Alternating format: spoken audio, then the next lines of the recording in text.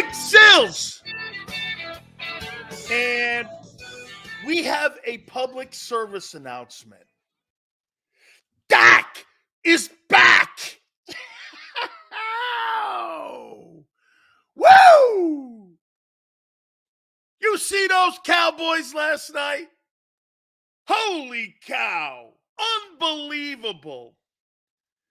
How about them Cowboys? Damn. That's what I'm talking about. 21-30. 272. Touchdown. 109.3 QB rating.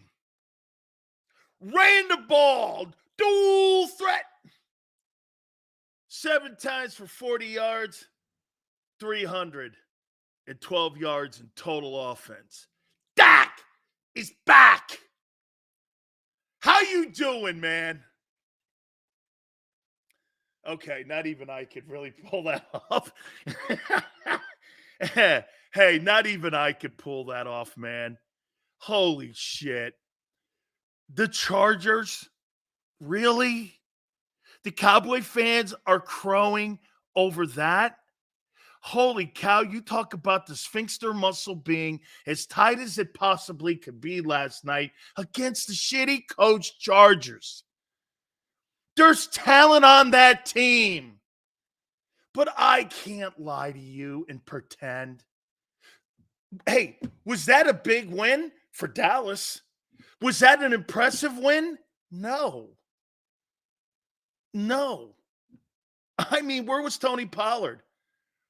Dude, I get it. Okay, so Parsons mysteriously showed up at the very tail end of that game. He was nowhere in that ball game. Man, is he come and go. Come on, Cowboy fans. How do you come away from that win going, man, we're one of the better teams in the NFC? How do you do that? Man, that's all I've heard today. That's all I've heard. All day. Hey, was that an impressive win last night for the Dallas Cowboys? No. CeeDee Lamb is not a true number one. Like, would you put CeeDee Lamb in the category of the top? Like, when you look at CeeDee Lamb, do you see A.J. Brown? I mean, I don't see Devontae Smith. Oh, I kind of see Devontae Smith, but not in talent. I mean, how you look at Dallas compared to how you – I'm going to make a point to you here about how you look at Dallas compared to how you look at the Philadelphia Eagles. Let's do that here. Okay, there's now 6 games for both Dak Prescott and for Jalen Hurts. Who's had a better year? Individually. Who's had a better year? We did this exercise a little bit yesterday, but now we got both quarterbacks with 6 games in. Who's had a better year? Let's take a look at that. Attempts, 213 Hurts, 190 for Dak. Completions, 132 for Dak, 141 for Jalen. Completion percentage. Dak has him here, 69.5 to 66.2. I'm okay with both numbers. Yards, 1333 for Dak, 1542. Yards per game, 222 for Dak, 257. Almost 260 yards a game. Now, obviously, here's the difference, but not by a lot. So Prescott's got 6 touchdowns and 4 picks. I don't know. To 7-7. We look at Jalen Hurts not having a good year. We look at Dak having a good year or a decent year. But the perception is that Dak had a good game last night. He did. But against the Chargers, I mean, I think you got to put everything in context on a week-to-week basis and how you look at people and how people cover people. Yes, Dak Prescott has the most visible job in professional sports in America, being the starting quarterback of the Dallas Cowboys. And everything he does is scrutinized. Okay. That's why you make $50 million. And then on the second tier of that, if you're a starting quarterback in the NFL, I don't care if it's the Texans, it's a high profile gig. But yet, Jalen Hurts is looked at right now. Man, there's just something wrong with him. There is some mechanical issues going on here. We're going to get to that here in a minute. But look at how you look. I mean, so Jalen's not, nobody in Philly would go, Jalen's having a great year. But yet people in Dallas are going, man, Dak, he was great last. And you're like, man, I mean, really? Let's do this. Outside of that horrific play against the Jets, if Jalen doesn't throw that pick in that game against the Jets, don't you come away with that game going, yeah, you know, those other two picks weren't really on him. I didn't think he played that bad. But look at how he's risen the bar. Look at how he's taken that up here. That's a testament to him. Dak's bar's down here. Jalen Hurts has elevated himself to where if he doesn't look anything like he did in 2022, something must be wrong. When really there's just some mechanical and schematic things wrong with Jalen Hurts this year. You know, I'm going to tell you something, and somebody pointed this out to me today, and I think this is going to put things in better context for you. Speaks to the standard both fan bases set for their quarterbacks. That's right. We sit in here every day and go like this. What's wrong with Hurts? If you cover the Eagles, what's wrong with Hurts? In Dallas, you're doing this. Hey, how about Dak last night? How about Dak last night? This ain't just about last night. This is about what you've done so far in your trends. How is he playing this year? I look at him and go, he ain't playing better than Jalen Hurts. Dak Prescott's not having a better season. Here, Dak Prescott's not having a better season than Jalen Hurts, and Jalen's playing B- football. Okay? They're playing B- football. You guys want to hear a statistic about red zone offense in the NFL this year? It is the lowest in 10 years scoring. NFL scoring is down for the first time in 10 years. All across the board, scoring is down in the NFL. What does that tell you? It's not an Eagle thing. It's an NFL thing. Did you hear what I said? Red zone scoring is down, the lowest it's been in 10 years. That tells you exactly what's happening here with these defensive coordinators. They're catching up to the game. They're schematically coming up with ways of not getting guys into the end zone. And I would say this too, the officiating in the NFL, what's crazy about what's going on in the NFL with the officiating, they're going to throw flag after flag from 20 to 20, and they're going to walk you down to the 20. But once you get into the red zone, you don't see a lot of flags being thrown in the red zone. And that's why there's not a lot of scoring. Officiating, because it's a subjective call, pass interference, I freaking hate that too, that it's a spot foul. All some of these quarterbacks like Joe Burrow or some of these other guys like Mahomes have to. And for the record, Jalen doesn't get that a lot. Because dual threat quarterbacks really don't get that latitude on that throw when you look at a dual threat guy. The drop pack guy gets that. He also gets basically officiated differently in the slide. Red zone offense is at an all-time low. That is not just an Eagle thing. It's a league issue. And I promise you, the National Football League, with their relationship that they have with the gamblers, that is not something that they're going to be happy about. The brotherly shove will be outlawed because you know why? It doesn't put any points on the board. That's a play that makes the game look slow. That's why they hate it. And they'll come up with injuries, as they always do. It's funny. The NFL does nothing about concussions to the players, but they hide behind it when they need it. That's who the league is. I'll always say it's caused by coordinators leaving teams, staying 1 or 2 years, and then become head coaches. Dirty D, that's a spectacular point. That is really a great point. Right? That is a great point.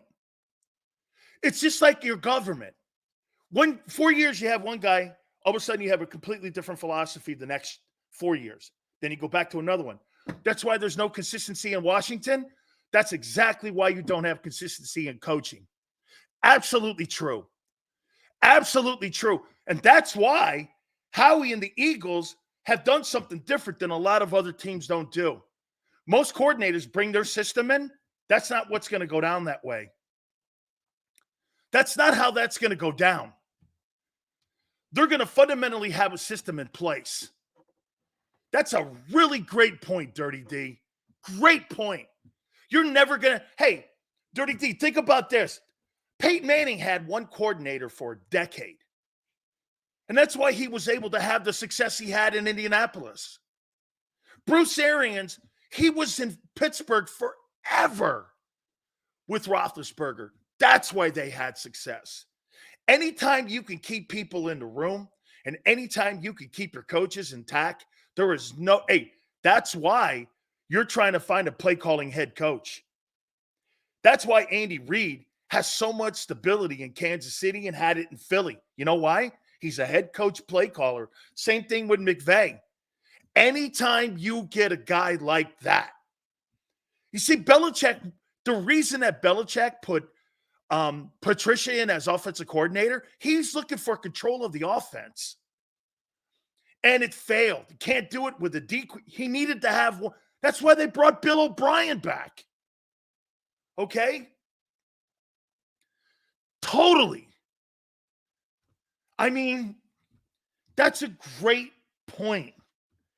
I mean, make no mistake about it. Now, here, I'll say this to you. There's no question that the Eagle offense has had issues with it, and we know why now. And I would like to ask you, what do you think is the main issue when you're talking about the Philadelphia offense right now? Just an overview. Do you believe organizations are going to start targeting OC candidates that don't have aspirations to be head coaches? Could that be an interview question GMs start asking? No, I think they'll just start elevating from within. Tone, I think they'll elevate more from within. That's why Howie has control over the roster and the hirings. He's looking at potential offensive coordinators and defensive coordinators inside of his own building. Remember something. Vic Fangio was in the building, and they were going to elevate him from special advisor to the defensive coordinator's role, but he didn't like how that thing with Gannon went down, so he went to Miami. Okay? Cody says it's not Johnson's fault. Hurts sucks. Completely untrue. They are letting Jalen be himself. That's what Steichen did. I think Steichen didn't have as much control. Hey, you know what the control is on Hurts? Hey, don't get hurt. That's the only thing you have to tell Jalen. Players executing, here's what's happening to him.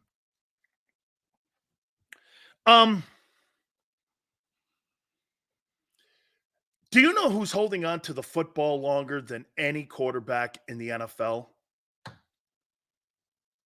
It's Justin Fields. Do you know who's second? Jalen Hurts. Jalen Hurts is holding on to the football the second most of any quarterback in the league in the pocket, which is causing pressures and indecision. Why?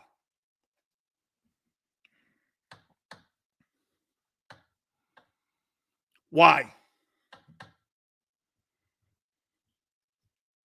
Why? And by the way, I'm also going to make another point here. Why is Jalen holding on to the ball? Relative says it's the play design. I thought they were running the same offense as a year ago. Basic schemes? Dude, they're running the same shit they ran last year. Why is he holding on to the ball more? What are people doing to him that he's struggling with? Struggling that he's apprehensive with.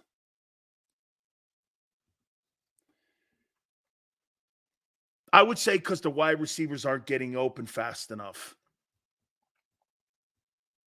I hadn't thought about the routes.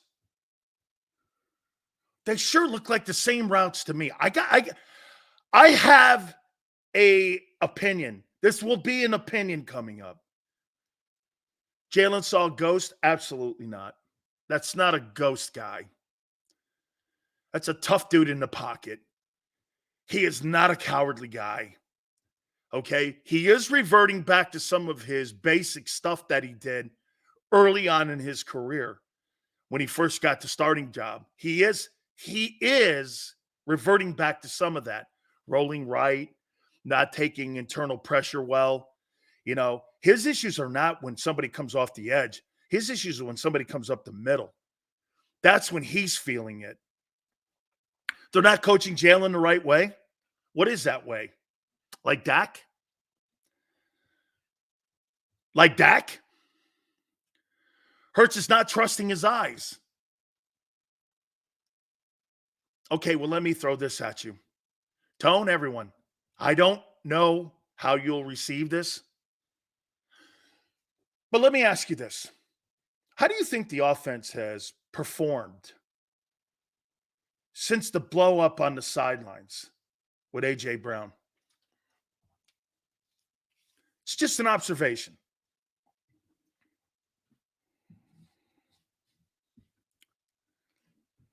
How do you think the offense has looked since the game 2 blow up on the sidelines?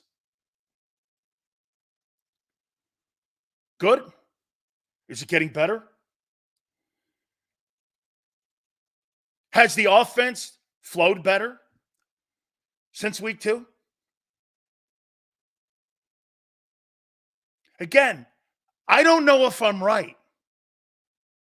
I'm asking an observation question. I'm not even sure it's an opinion yet. How has the offense looked? Not for just AJ. How has the offense looked since the week 2 blow up between AJ and Hurts on the sideline? AJ's taken off. But how's the offense looked?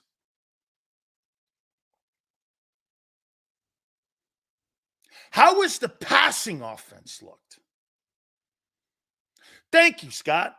How has the passing offense looked? Better?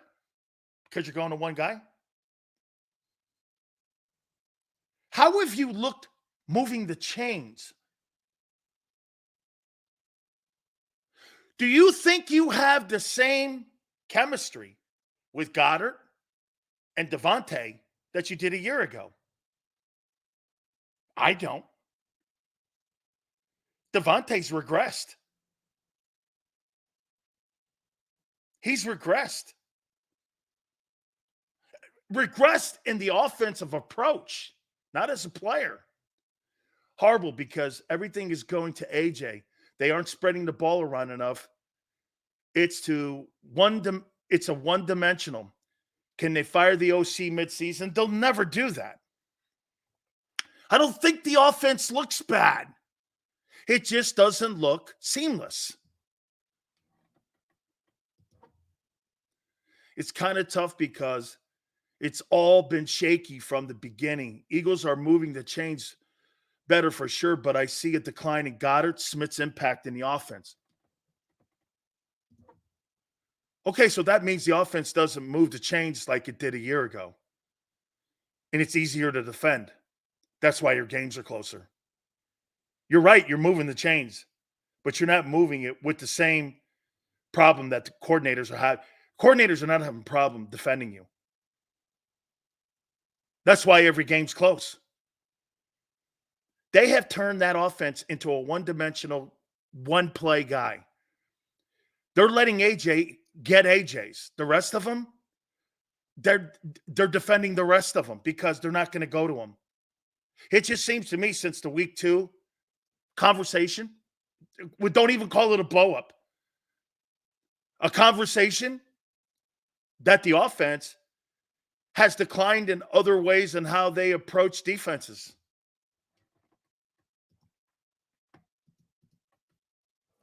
The problem with AJ's targets isn't the amount. It's the fact that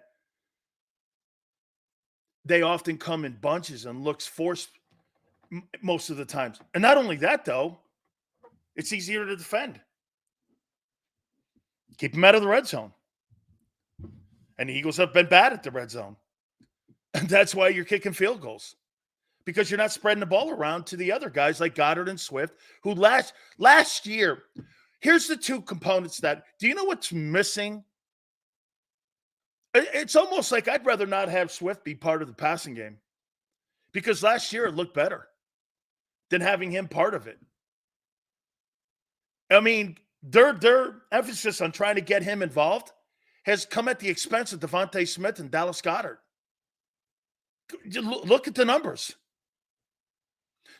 Not only look at the numbers, look at the sequences when you're watching a game on how everything is, once they get off that script and they have to start play calling, it just doesn't look smooth.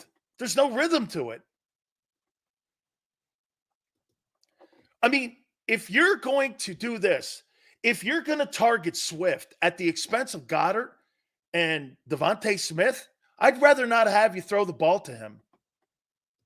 I just would rather not have you throw it there. I mean, DeAndre Swift has 10 targets. How many targets in the last game did he have 10 targets last game? How many targets did Devontae have last game? And how many targets did Goddard have? Sills, can this and will this get fixed? I don't know. It's the coordinators. And it's a philosophy. Goddard had 8 last game, and Smith had 11. So you're telling me that DeAndre Swift had just as many targets as Devontae Smith and Dallas Goedert had 8? And so a number 5 tight end in the National Football League has been underutilized the entire year at the expense of DeAndre Swift. And your offense looks not as smooth as it did a year ago. You see, again, this is not about numbers, as you guys tell me. This is about defending. Last year, one of the hardest things to do, sometimes less is more. Okay? Sometimes less is more. Last year, you had to go, okay, shit, man, Devontae. I'll tell you what, I do think Devontae Smith is frustrated now. Okay? I think he is frustrated. Goddard is. Goddard, there's not a chance in hell Goddard's getting 800 yards receiving this year. No way. No how.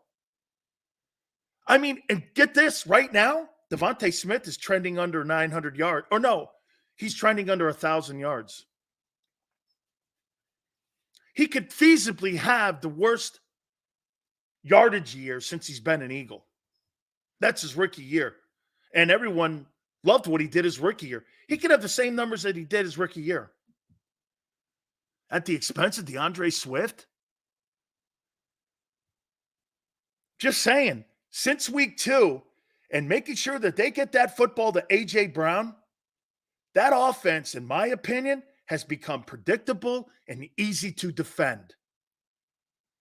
And when Barb goes, that Hurts has been off all year. Well, yeah, he's been off all year because you're not targeting, or you're not utilizing the better players on the team. Nick's philosophy is a problem. Explosive plays. Here, get this. Shouldn't it go down this line? My number one target is A.J. Brown. My number two target, or 1A, is Devontae. Number 1B or C is Goddard. Swift should be the last option. Or get this. How about this? Tone, everyone, this is your problem here. Your coordinator doesn't have a feel who should be 1, 2, 3, 4, or 5. In his eyes, just like Saturday, when they heard that those corners were out for the Jets, they had a predetermined approach on how they were going to approach the Jets instead of waiting to get to the game to see how Robert Saleh, how he was going to adjust. When you have weapons like that, you get into a game and you go, Swift is the guy. Maybe he is the guy. Devontae's the guy. You don't go like this. Let me get all the footballs to A.J. Brown, no matter what. That's plug-and-play offensive coordinating. That is a plug-and-play. Swift should be strictly a check-down option. That's it. Goddard is a cheat code, and they don't realize it. How about this as a check code? How about this? When he is block and release, Dallas Goedert, boy, I'll tell you something. Your philosophical thinking and how you approach a football game, we're going into week 7, is horseshit. That guy doesn't see the game very well, I don't think. I think AJ and Smitty pouting got in Jalen's head, causing him to second guess a lot. You're hoping that's not true because that's high school football shit. Man, I don't care. You know what? Most of the alpha quarterbacks, they don't care if you're pouting. It's the NFL, man. You get paid on Tuesdays, whether you have 1 catch or 20 catches. You see the way I look at AJ, and tell me I'm wrong here with AJ's philosophy. In my opinion, AJ Brown would be good with 14 catches, 148 yards, and he don't give a shit if you win or lose. But that's the mentality of almost all wide receivers in the NFL. I mean, why do I feel that A.J. Brown, and get this, do I feel that way about Devontae? I don't. I wonder if Devontae thinks they're going to the wrong guy with the load. And how about this? Do they call better plays for A.J. than they do Devontae? Sure seems it. You know, you can have better play designs for you than the other guy. That's why you're looked at as a number 2 sometimes. You think they have the same play calls and the same routes for CeeDee Lamb that they do Brandon Cooks? Of course they don't. Of course they don't have the same ability. And they're trying to get AJ open. Are they trying to get Devontae open? I don't know. And is it in his head now, the drops? Put more pressure on him?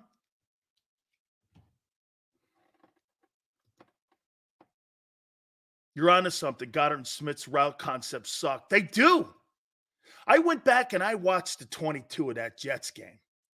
Do you know why Robert Saleh and the defensive coaches knew that Jalen would throw a pick? Do you know why? I wanted to know why. I watched that play.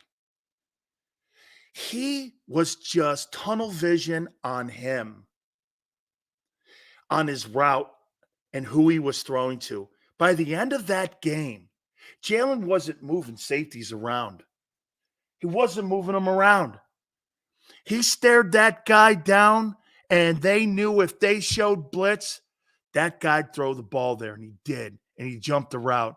Pick. Man. Dude, when you got a coordinator and a head coach saying that he knows the quarterback's going to go back to that, you're predictable.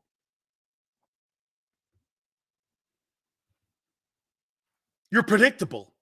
Joseph goes, Sills, are these guys hard-headed? I don't think it's hard-headed, really. I think it's inexperienced. What would make anyone think? You know what everyone in here thought, because Jalen Hurts and Brian Johnson were boys, that mattered.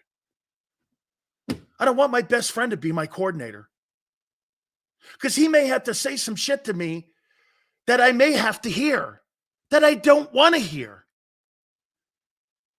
Great coordinators are not your boys. They're going to tell you, you're getting your ass blocked. That sucks. That's not a good read. They're not going to coddle you because you're boys and I've known you since you were 2. What's that got to do with anything? It has nothing to do with it. A relationship is built on success. It's not built on playing with Tonka toys. A crazy concept on how people think about that. Well, they know each other. So what? Do you think Mike McDaniel knew anything about Tagovailoa when he got down to Miami? He's transformed that guy into a modern-day Dan Marino. He's taken that guy, and he has designed – let me say something to you about route running. You want to watch route running? You want to watch how you design offenses for all guys like Jalen Waddle and – dude, that guy Chase Claypool is going to be a factor on Sunday. You know why? Waddle and Tyreek Hill have embraced him. They're going to have 3 dudes out there running routes on you, and you, my God almighty, you don't have a defensive back there right now that's going to cover those guys. And you have to watch the Dolphins run routes. I've never seen anything like it, maybe since Bill Walsh. These play designs, and then you turn around, you watch the Eagle play designs. You go like this. Dude, it's night and day. It's night and day. They're not putting great routes up for Goddard and for – it's almost like they're like the second options. When you should be – I'll tell you this. You know why Goddard and Devontae Smith are aggravated? Because when they see the routes and they know the routes that are going to be called in a play, and they know they're not going to be open, but they're decoys to get AJ open, that's why they're bitching. It's not about the targets. It's about the routes they're running when the balls are going to AJ. You know, you can have quality targets compared to non-quality targets. Nobody talks about this. Do you really think that Devontae Smith and Dallas Goedert have more quality targets to get them open compared to AJ? AJ's wide open at the expense of the other decoys. Am I right? Watch the game. I watched the Jet game twice. I watched Dallas Goedert. Dude, there's one thing when you go like this, 8 targets. I watched those 8 targets, and I went like this. Tone, I went like this on those 8 targets. 5 of them were catchable.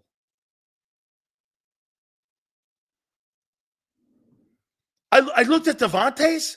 Sure, the drops, I get it. But his targets, they're not the same quality targets. And what I mean by targets, routes.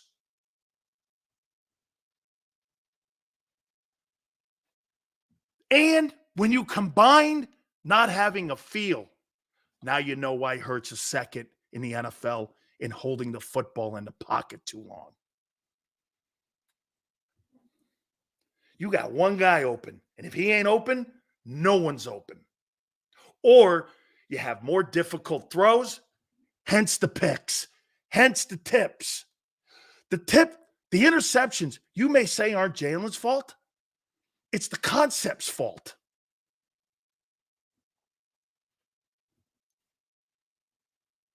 You got to watch these 22s. It's in front of you. You watch Dallas Goedert run a route, you go like this. They're not trying to get this guy open.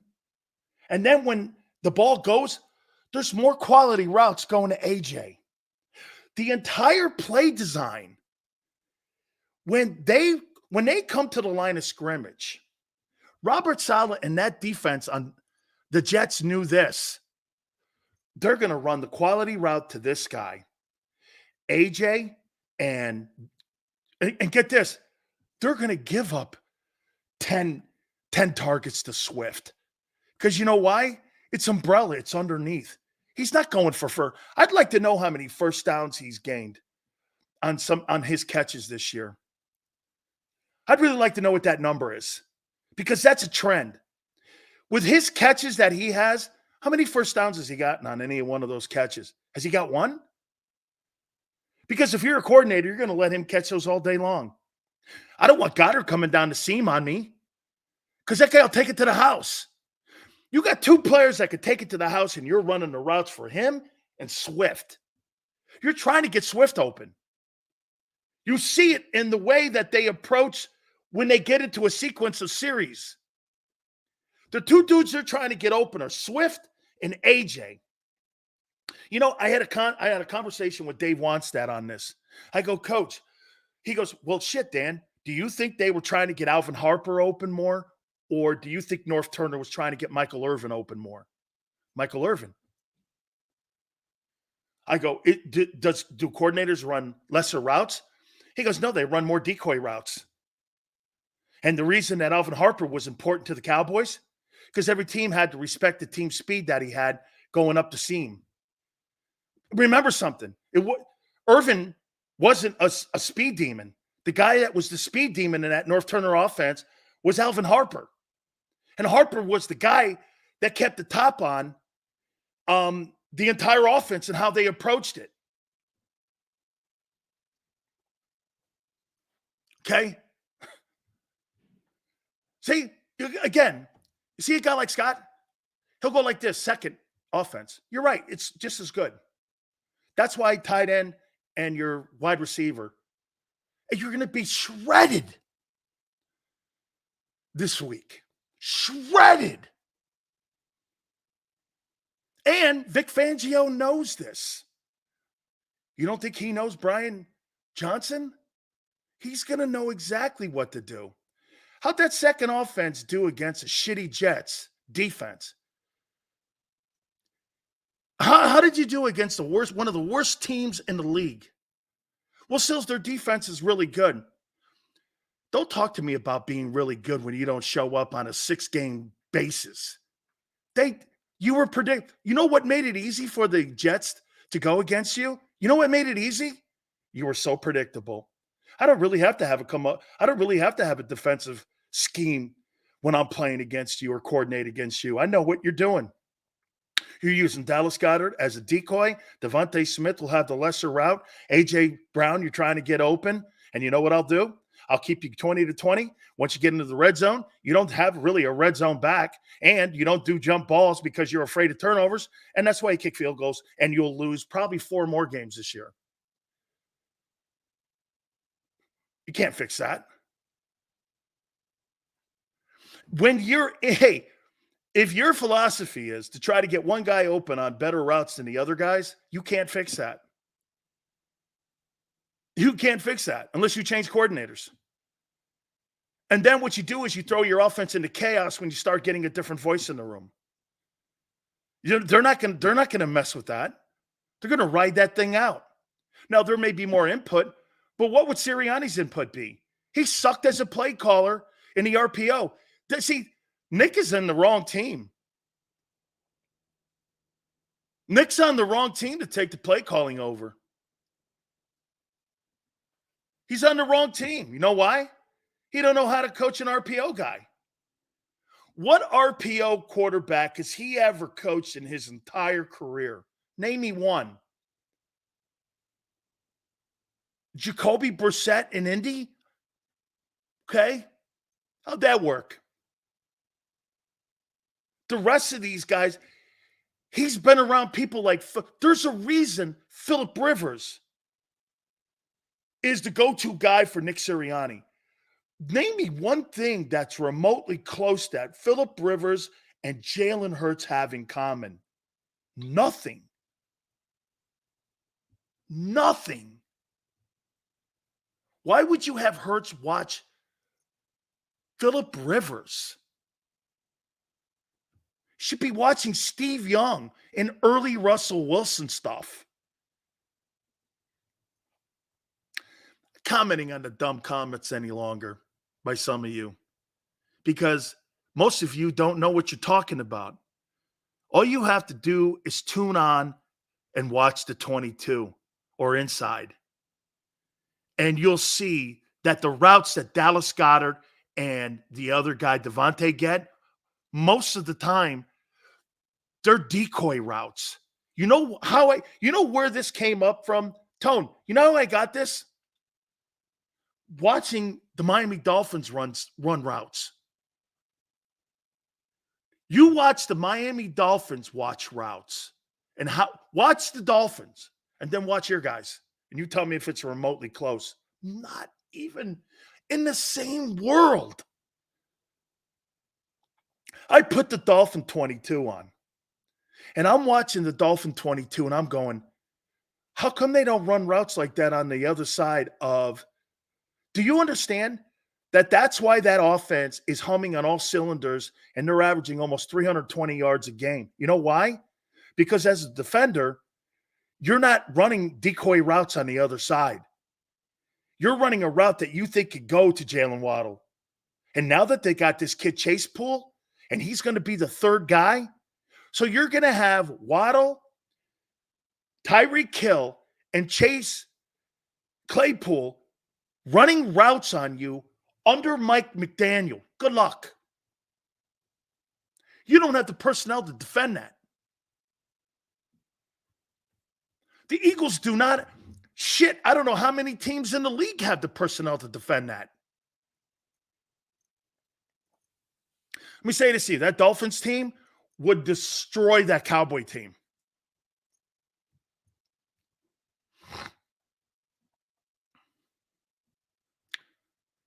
Chase Claypool as a 3?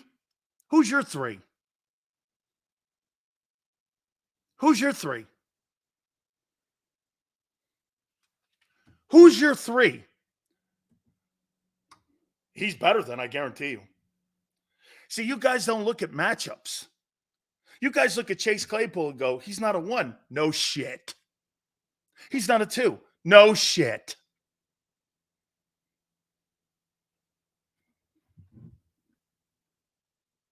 Who's covering him? Is Reed out? A rookie? The word is on the street, Howie's looking at 2 things right now. You know what they are? He's reached out to Leonard Fournette, and he's looking for secondary help. Well, it's too late now. Whoever you bring in now ain't gonna save you for that Dolphin game. That ain't going to save you.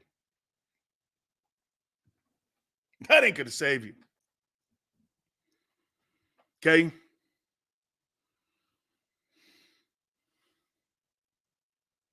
So, in other words, the Eagles will be getting their asses handed to them. No, King. No. Because here's what the saving grace is with the Eagles when they go into football games. The saving grace is 95% of the time, they're going to go into football games with the better roster. When you go into the why do you think the Commanders stay so close to you in the last 2 games? You know, in the last 2 games, the Commanders are 1-1 against you. And get this, they have closed the gap. How many people believe that the Commanders have closed the gap on you? They beat you in a shitty decision not to go for it at the end of the game. And a coaching blunder gave you the game in overtime. How many people will sit here and go like this? The Commanders aren't close to us. Well, that's not how the last 2 games have played out. Here, live in denial again and say that the Commanders haven't closed the gap on you. Go ahead. Well, Sills, they're not very good. Well, they're good against you. They're good against you. Wait a minute. I love this. You want to, hey, Tone, you want to see something? You watch Eagle fan right here not admit that the coaching staff in Washington knows exactly what I'm talking about. And that's why they've closed the gap on you. It's not personnel. It's philosophy. They're 1-1 against you.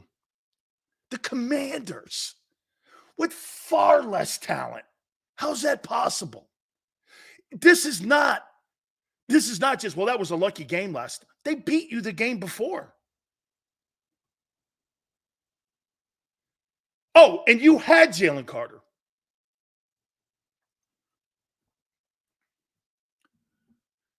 They're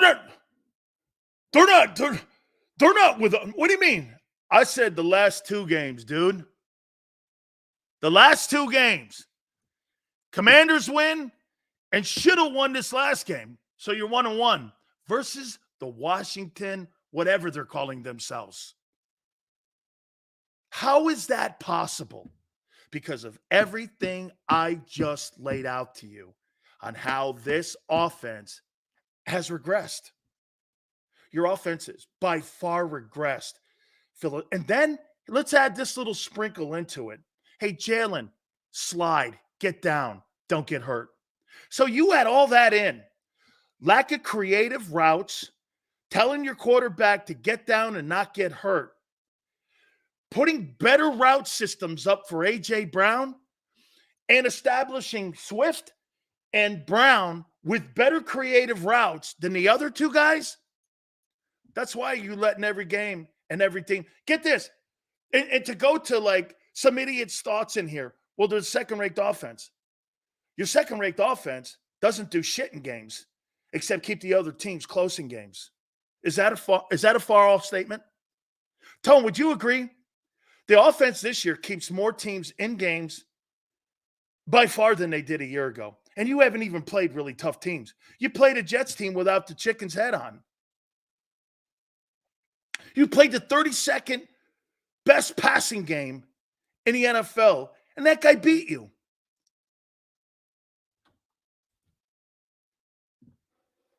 Your offense keeps every team in the game. Second-ranked offense ain't shit. They better stop playing. No. Hey, let me say this to you guys. When you watch the Dolphins, now I'll give you this. That guy in Miami, I have not seen a play designer like that guy in Miami since Bill Walsh. He's unconventional. There's no doubt about it. But boy, I'll tell you, man, that guy can put an offensive attack together. When you watch Jalen Waddle and you watch Tyreek Hill and you watch those 2 guys run up, you don't know where the ball's going. And that's opening up that run game. You know, they got 2 backs with 400 yards in 6 games. They got 2 guys with 400 yards apiece already. Wow. We're going to look at the Dolphins. Also, my lists are out. Top 10 teams in the NFL, top 10 quarterbacks. We're going to do that at the top of the hour. All you need to know how good your number 2 ranked offense is. How does Washington stay in every game now with you? You think that Commander game, the next time you play them, is going to be easy? You might want to pump the brakes on that. They know how to defend you. You better hope Lane's playing. Because that D-line is the best D-line you've played. How does Washington, tell me this, how does Washington stay in the last 2 games now? Once they got killed in that game last year, the first one, Ron Rivera knew how to defend you. Came up with a good game plan. Get this, I would say this point to you. For the last 8 quarters, Washington's outplayed you. How's that possible? You got the better talent. How's that possible? Washington, one of the lower tier teams, has your number. And they give you a game every week. Oh, let me guess. You overlook them. You overlook a divisional opponent. Sure.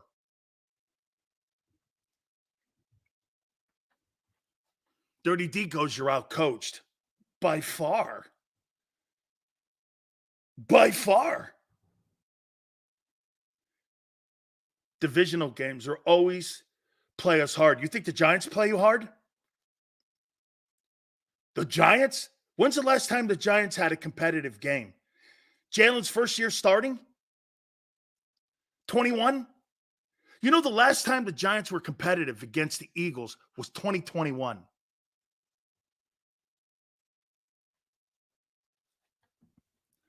Again, you know, everyone keeps looking around at, you know, Jalen Hurts here. Dude, and get this. Their mentality is, let me get AJ established and Swift at the expense of the other two has made the offensive passing attack wobbly. And that's why Devontae and Goddard are no longer engaged. Get this. When you give me a route and I'm a tight end and I know that you have no intention of coming to me with this route, after 50 routes like that, do you start to becoming less engaged? When you know you're giving me double coverage and AJ gets single coverage, how many times did you see them line him up out wide against the Jets down on the perimeter down there? I counted 6. I didn't see Devontae opened up like that. And I always saw Goddard lined up over an end. I never saw him wider off the line of scrimmage because they were getting Swift involved.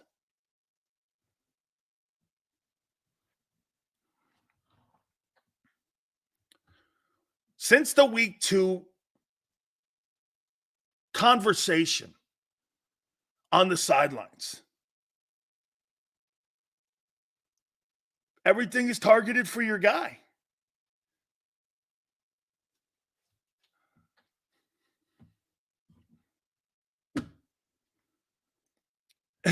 Hey, and that's why the interceptions are up. And do you know that right now Jalen Hurts has 8 turnovers? He has 8 turnovers. Tone, will you double check that to be sure? Can you double check that? Does Jalen Hurts in 6 games have 8 turnovers? I would like to think that an ass whooping from the Jets will wake them up. 7 picks, 1 fumble. Jalen Hurts has 8 turnovers. He has 8 turnovers in 6 ball games. You're not even through half. He's a turnover machine right now. So not all on him, Sills. No shit. That's what I just said. Get this. The guy Scott in here, second best offense, and a quarterback with 8 turnovers.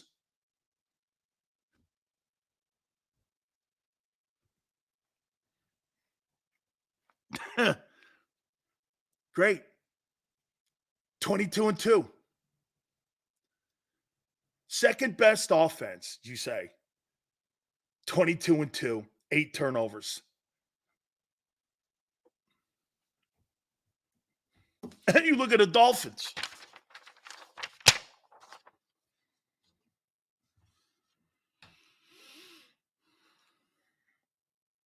Dolphins. 38 points a game.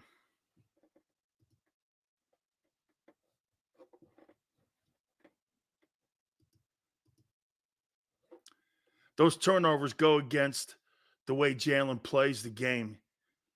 He has to answer for them. But at the same time, what are these coaches telling him? They're not. Did you hear Brian Johnson at the press conference today? Whatever they are drawing up is causing him to force the issue. Did you hear Brian Johnson today? If you go and you watch and you listen, you know what Brian Johnson today said? He's happy with the run to pass differential and balance in the attack. Those were his words. I almost fell off my chair.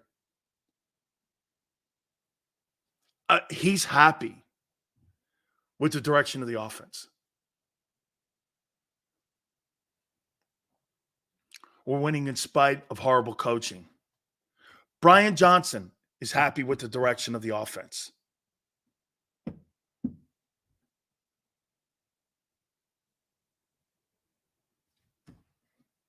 I honestly, I almost fell off my chair. I'm like, what are they smoking?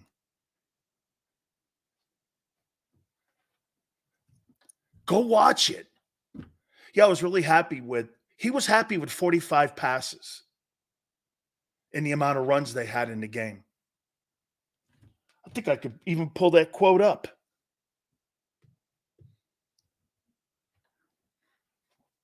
You're happy with Hurts throwing the ball 45 times against a team that can't stop the run.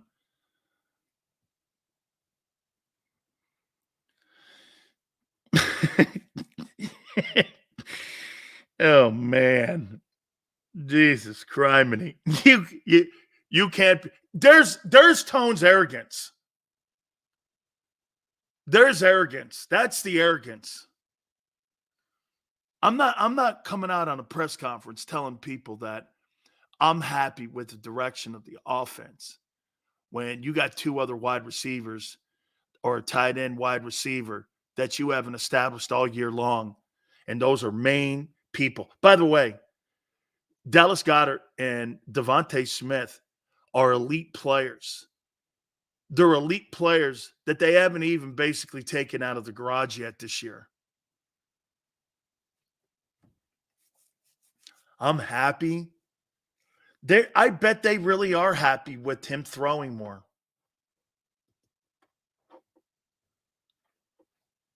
The sad thing is, we watch this team every week. We're not stupid, Nick.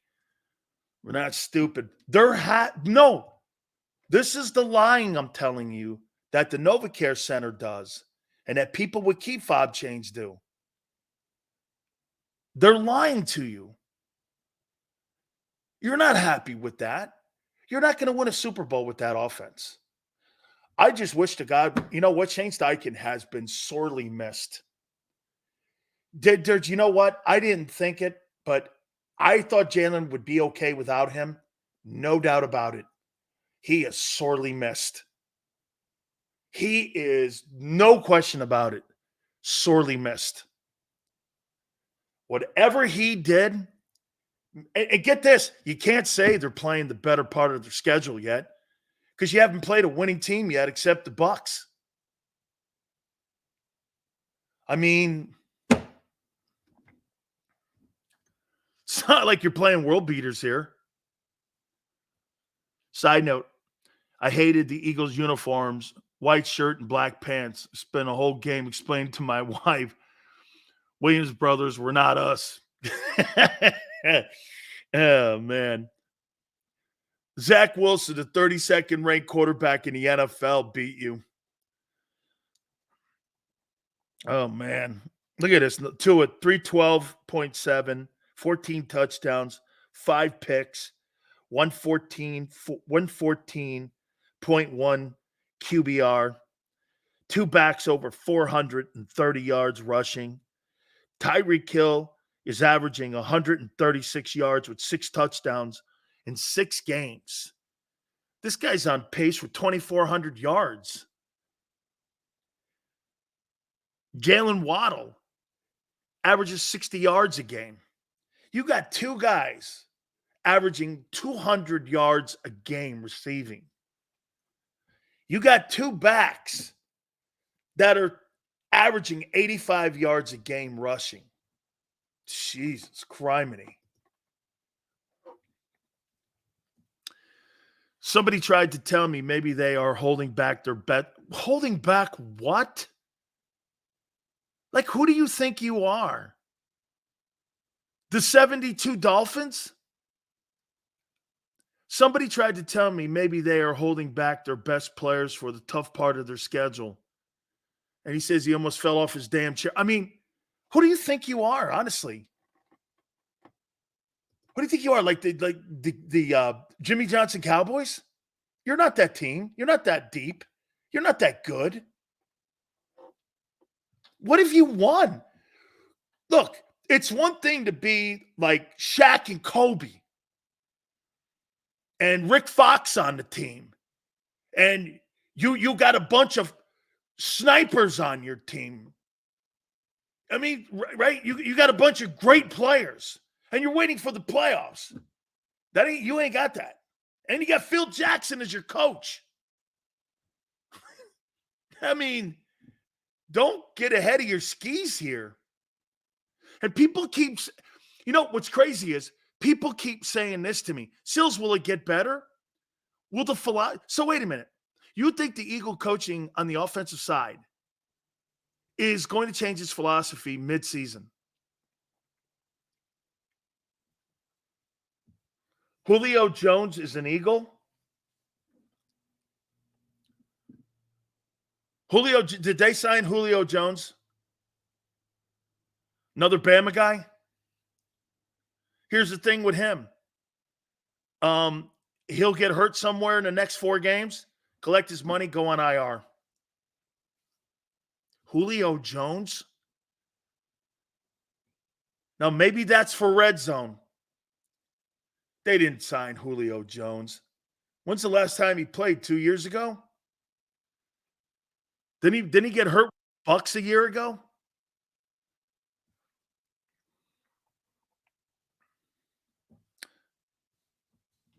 Red Zone problem solved. Julio Jones, according to Scott, solves the problem. Think this guy loves hearing himself.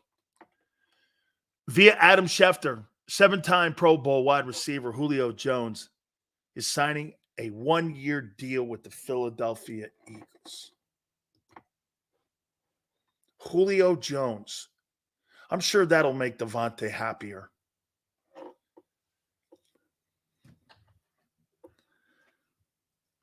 Maybe they're not happy with Devontae. I didn't know wide receiver was a problem. Is he going to be your third guy? All right.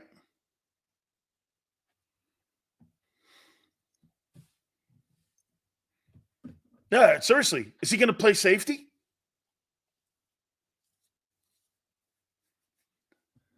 I got to feel that this is the end of Quez here.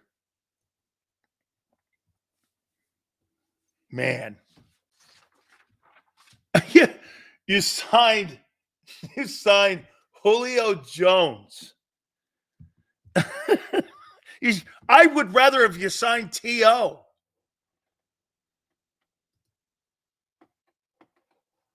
Quez is on IR. He's done. Dude.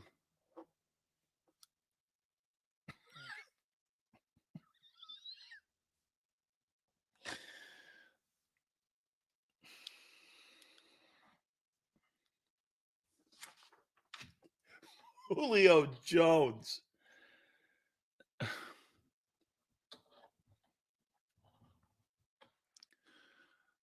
Julio Jones.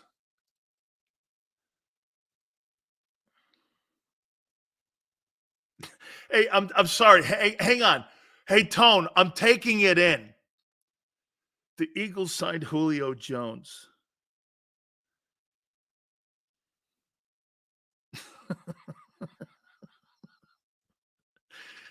I'm sure Brian Johnson will get him open too. Brian Johnson should be working his ass off. Hey, Tone, can you please put that super chat up? I don't want to miss any of the folks. Thank you very much. Brian Johnson should be working his ass off knowing that there's not any opportunity for black coaches to become head coaches. That's a backdrop to it, death row. Of course it is. Okay? Sean Desai is kicking ass over there on the other side of the football. Okay?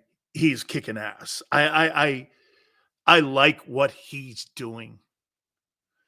Now, hey, maybe, man, they're looking at this as a red zone opportunity thing here for, why wouldn't you throw it up for AJ or Goddard?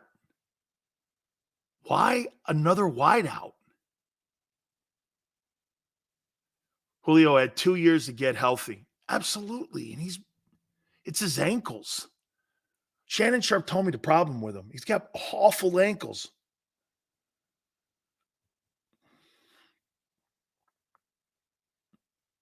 Dude, Julio Jones. You see what they could have signed Adam Thielen. See what he's doing in Carolina? Is it Carolina he's at?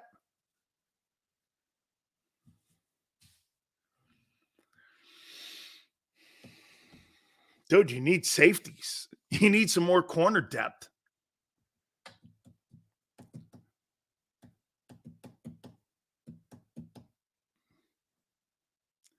Because he has no idea what he's doing with this offense.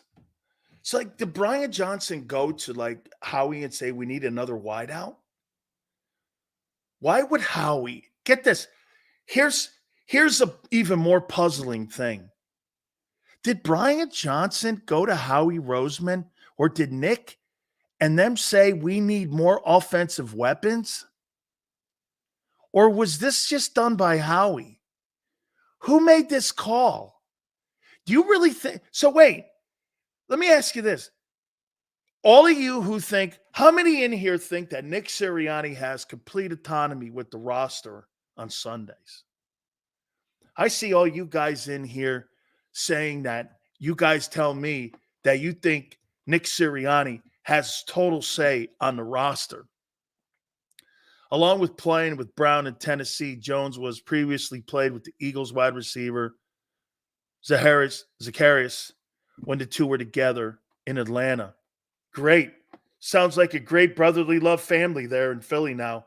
Coordinator knows Jalen. Receivers know each other. Hey, sounds awesome. That sounds awesome. Okay? I got to take a time out here, man.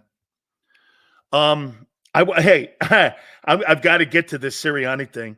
My top 10 quarterback list. My guy Tone will join us at the bottom of the hour. By the way, Dave Hyde from the Florida Sun Sentinel will join us. That'll be at 4:30 Eastern time. We will do all this. Julio Jones has signed with the Philadelphia Eagles. I want to know why. We'll hit on that. Keep it here on the National. Oh, wait, by the way, do me a favor. Holy cow. My friends, listen to this. Please do me a favor. Fill out our Hooters gift certificates right there at Dan Sileo Show at Gmail. I talked to Gary, the area president from Rhode Island, all the way to King of Prussia, and all of the locations in the New Jersey area for our friends at Hooters. The 40th anniversary, it is one gigantic blowout. I thank you so much, Gary. Had a great conversation with him today. Spectacular stuff. It is the 40th anniversary. Get this, from Rhode Island all the way to King of Prussia. That's where the Hooters are located. And any one of the 7 locations, please go to northeasthooters.com to find one of those locations nearest you for you to go in and experience what I've been talking about for 40 years. If you don't want to go into any one of the places, please use the apps, HootersToGo.com. Tuesdays, buy 10 wings, get 10 boneless free. Wing Wednesdays, 1983, and I confirmed it just to be sure. That is the year that Hooters was founded. They just had their birthday, too. And you're going to love this. All you can eat 1983. By the way, on the gift certificates, Tone's going to throw out a code word throughout the 4 hours. From Tuesday until Friday, all you have to do is identify it. You email us, and we will announce the winner on a football Monday. We got a lot to hit on in hour number 2. Do me a favor. Hit the like button. Keep it here on the National Football Show.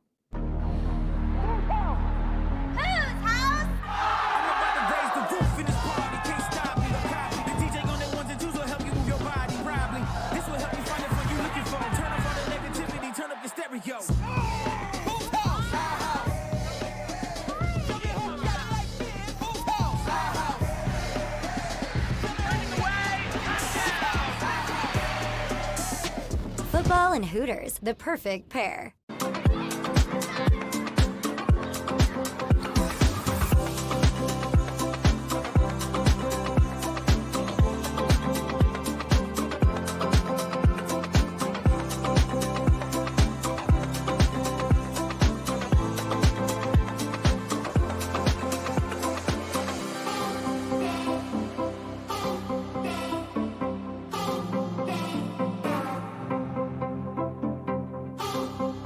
If you own a company and you're not producing a podcast, you're missing out. The public consumes messaging when they're ready. Join the professional podcast network of companies and let JAKIB Media Partners put you in the podcast arena. Come to our professional studio or we'll come to your place of business and professionally produce your company podcast. Call JAKIB Media right now at 267-261-3428. 267-261-3428.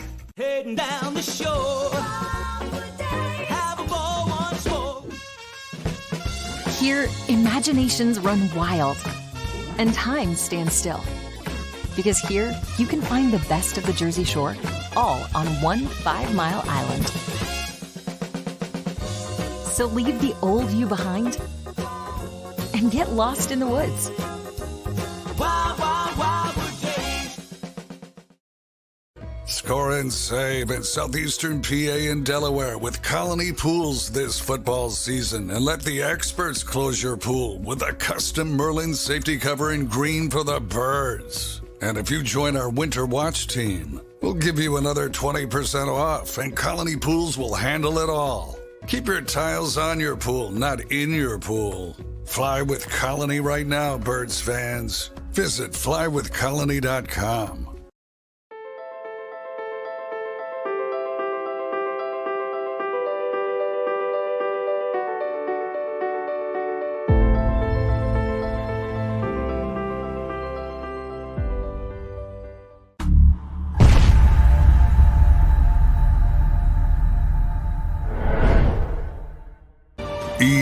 EAGLES, Eagles.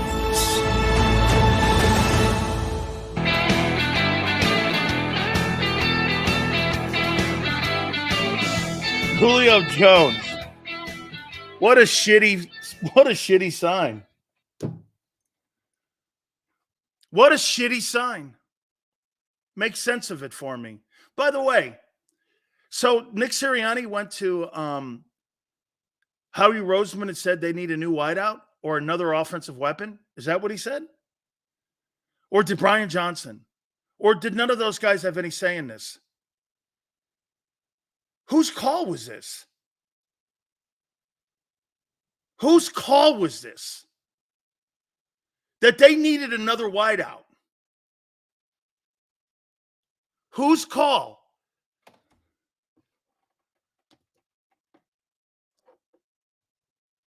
Johnson and Sirianni are struggling to get the ball to Smith and Goddard, but bringing in Julio Jones changes things.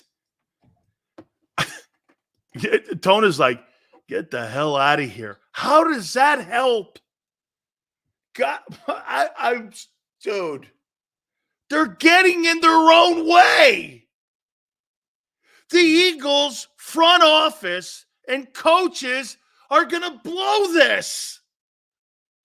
They're going to blow this for you. They don't need another wideout. They need a fucking safety. Maybe a backup tight end. Maybe they're going to play him at backup tight end. He's big enough. Dude, I get Leonard Fournette. I heard talks about the Eagles wanting to get a receiver once Quez was done for the year, but seriously. Yeah, a washed-up Julio Jones? Dude, the guy hasn't been healthy in 3 years. They signed Rashad Penny of wideouts. It's Rashad Penny of wideouts. Just what we need, a broken down wideout to try to get the ball to. Oh, my God. Oh, man. God almighty.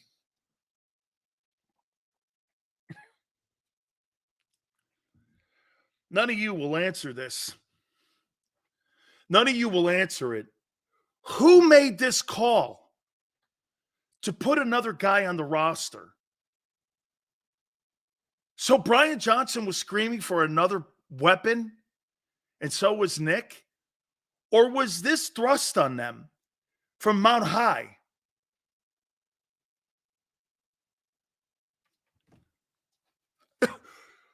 Brian Johnson's not going to ask for anything right now. Wow. How he did this. You know how he did it? He's got to be in those meetings on personnel decisions. Overcooking. Now I know how Dean got in the game on Sunday. That little tiny subtle 12-man penalty is on Howie Roseman.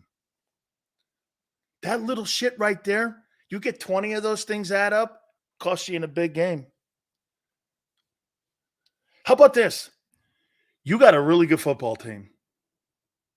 You got a really good football team. And you have a general manager that is not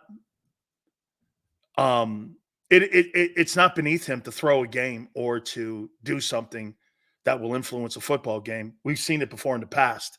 I've actually seen the guy throw a game with personnel moves.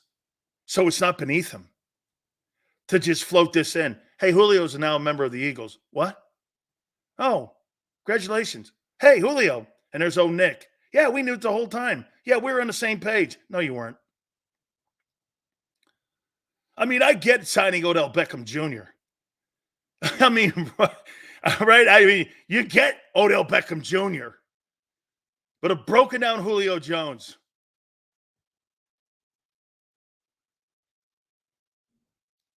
Dude, so you gave that guy a roster spot when you could have easily used that on a safety. That's the point.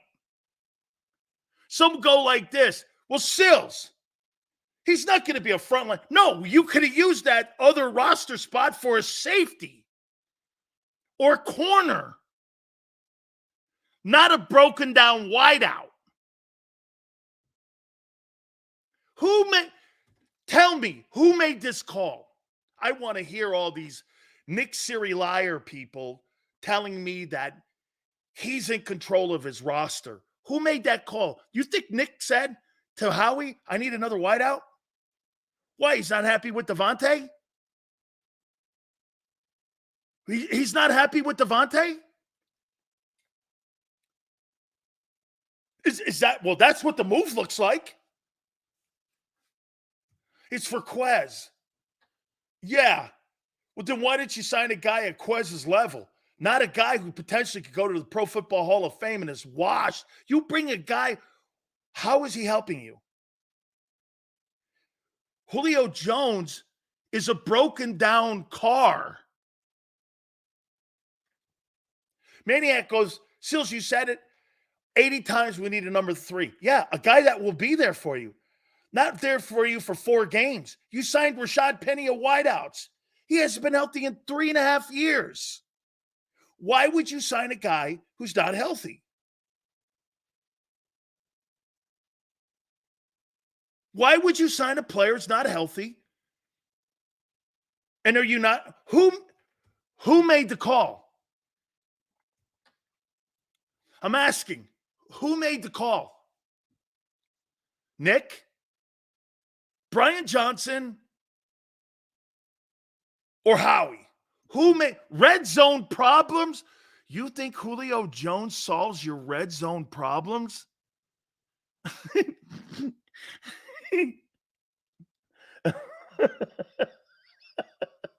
Leonard Fournette would have. Julio Jones solves your red zone problems. Get the man. Oh my God, man. You're overcooking this thing, man. This guy's ego so much. Oh my God almighty, man. Man, when he made those, hey, Tone, when this guy made those Super Bowl rings in 2017, I'm surprised every one of those rings doesn't have his name on it and has his name on it in replace of all the players. I'm surprised that, seriously, his name's not on all them rings. Howie Roseman ring. It's like the Pope's ring. Kiss it. Kiss the Pope's ring. This guy's the Pope. Hey, this guy's the Pope of Philly. Hey, I think you need a wideout. Oh, okay. Okay? The Pope, Howie Roseman, thought it was in the best interest for the Philadelphia Eagles to sign another offensive football player that's not only past his prime, but take a roster spot up for a position that he really needs, which is safety. And if you're Devontae Smith, is that less targets for me now? Remember what I was telling you about route? Hey, Tone. We're going to have my boy Tone on here in a minute. Hey, get this. Remember what I was telling you about designing proper routes? Yeah, that looks like that move right there really solidifies them really creating a better route running for Devontae Smith by bringing another guy in. Hey, if he takes 6 away targets, Devontae Smith will be under 800 yards this year. And you would have he is not going to have good numbers at the end of the year on this trend. He's not. Dallas Goedert and Devontae Smith will be the most underutilized players in the league this year. And they'll be healthy, which will be the real sad thing to this. Is Hunter Renfrow available?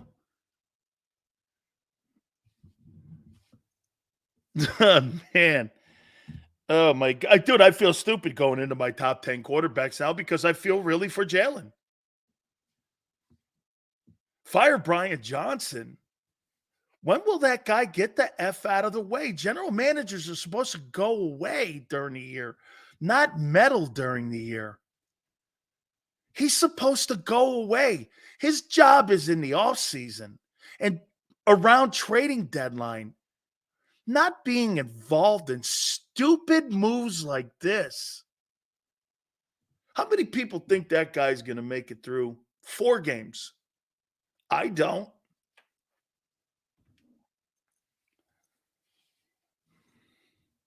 Pope Roseman. Pope Roseman. Dear Heavenly Pope, can you please do me a favor? Offense is a little suspect, but according to Scott, it's second. You know, it's why we lost to the Jets, why every team is close with us. Can you help us deliver another baby wide receiver? Thank you. And Heavenly Main, Pope Roseman. I have an epiphany. It's Julio Jones. No, God, no. I want someone that stands up and not in a wheelchair. No. You're getting Julio. I don't want Julio. I don't want Julio. You're getting Julio. But I don't want Julio. You're getting Julio. I don't want Julio.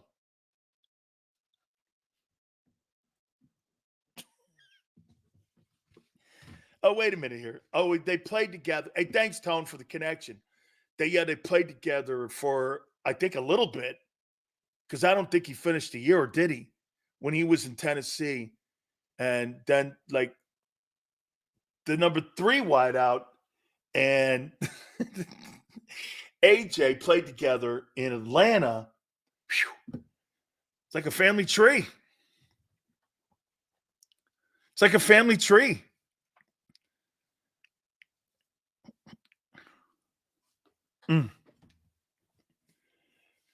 This is going to be a great year. Hey, this is going to be a great year. Julio Jones is washed. He's washed 3 years ago. This is going to be a great year. Okay. One thing you can always bank on, how he's going to bring you content. And a broken down player. He signed 2 of them. So wait a minute. Let me get this right. So you got Penny on the – dude, I'll tell you what. You have one of the all-time mash units between Rashad Penny and Julio Jones. The over – I can't wait to Philly Godfather on Friday. What's the over-under on if any of these guys actually play but have roster spots on the team? Whew. Signed a convalescent home. 3 years of healing. Why isn't Penny playing? Well, we just, we're keeping him. What was that thing Tone said? People said, well, they're keeping him, when they need him because, we're coming up to like the really tough part of our schedule. You just lost to the Jets. Yeah, but we don't care. We care more about, division and, NFC games. Oh, okay. So you don't care about the Chiefs and the Bills and the Dolphins this weekend. It's all about the NFC, really. All right. Solid thinking. Man. Hey, really, you should have signed Keyshawn Johnson. Once you fire Penny, get yourself another roster spot, go sign a safety. You know why he can't do that shit that he did a year ago, because these GMs are on to him now. They're not going to let him sign somebody off a roster. I'd rather have Antonio Brown. That's a man. Yeah, I think he just got arrested, brother. Hey, Dirty, I would too. Oh, Dirty. Holy cow, Dirty, you are bringing it today, man. You are bringing it. Antonio Brown is superior to Julio Jones.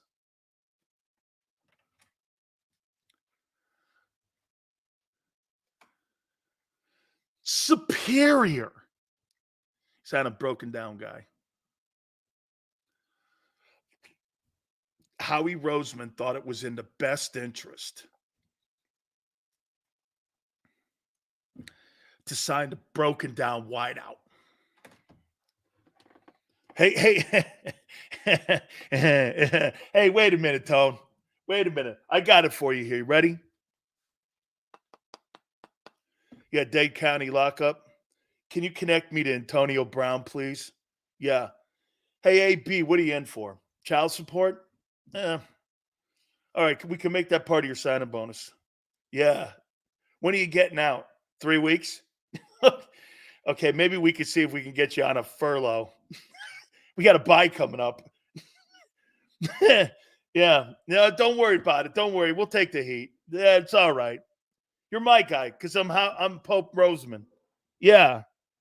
Well, we just signed Julio Jones, so shit, we could sign you, man. All right. Hey, promise me you'll stay away from the grape Kool-Aid. Yeah, and don't eat those grilled cheeses too, man. I hear the cheese is really not good. It's like 3 months old. I'll talk to you later.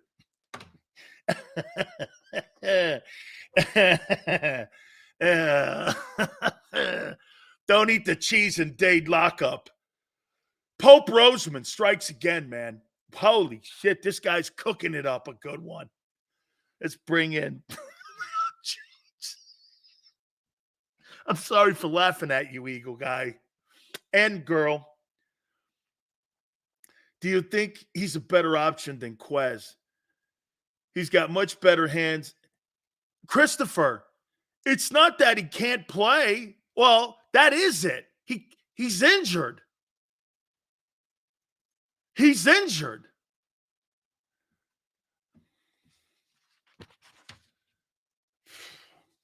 All right.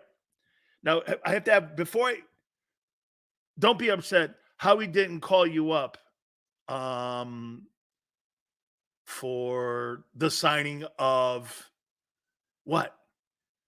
All right. Anyway, thanks for your contribution, Reyes. It's always warranted. And let me go here now. Before we bring Tone up here, Dave Hyde next hour, 4:30. I got to say this. Pope Roseman, thank you very much for the contents today. I have to tell you, I have to appreciate it because you are wonderful. And Big Sills is the king of content. Thank you for signing a guy who has no right being on the Philadelphia Eagle team. And now I know for a fact that Nick Sirianni has no say in the team. Thank you so much for all your help. Thank you for the content today. We now go to Tone. Thank you very much. Tone? Are those tears?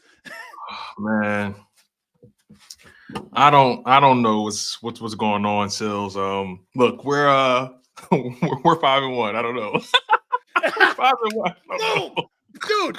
Hell, 22 We're and 2 5 and also. 1. I don't Hey, know, man. 22 I and don't 2 know. too. You want to go there too? Hey, Hey, hey. 22 and 2, 5 and 1, whatever you want to slice it, Hey, man. land there. You're right. Hey, when in doubt, land on 5 and 1. You When can't in go doubt. wrong. When in doubt, break glass. 5 and 1.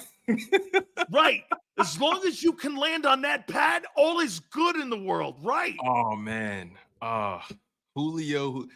All right, look. All right. All jokes aside, I look at I'll try to take this seriously. So you How signed can Julio. you? You signed Julio Jones, right? Yet you're struggling to get the ball to Devontae Smith and Dallas Goedert.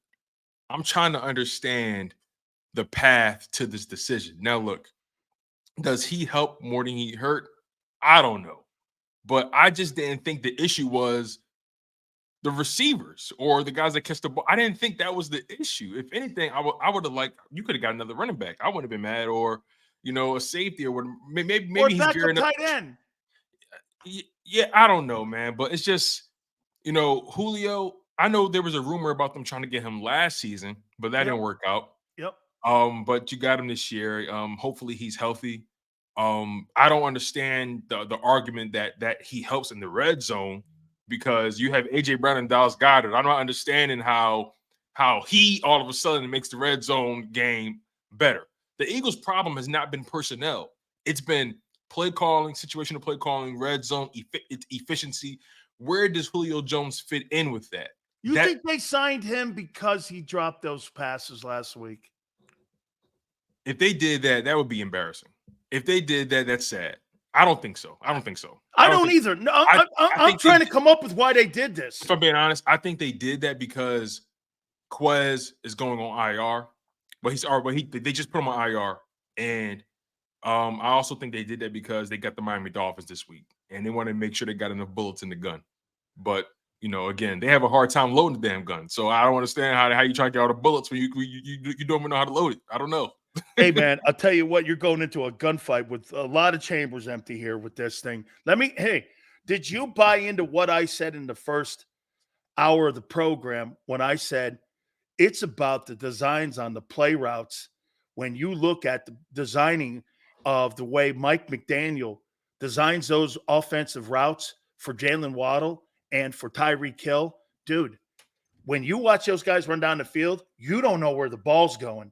When you watch the design plays, you can have quality targets versus non-quality targets. And when you see his targets, he's always wide open.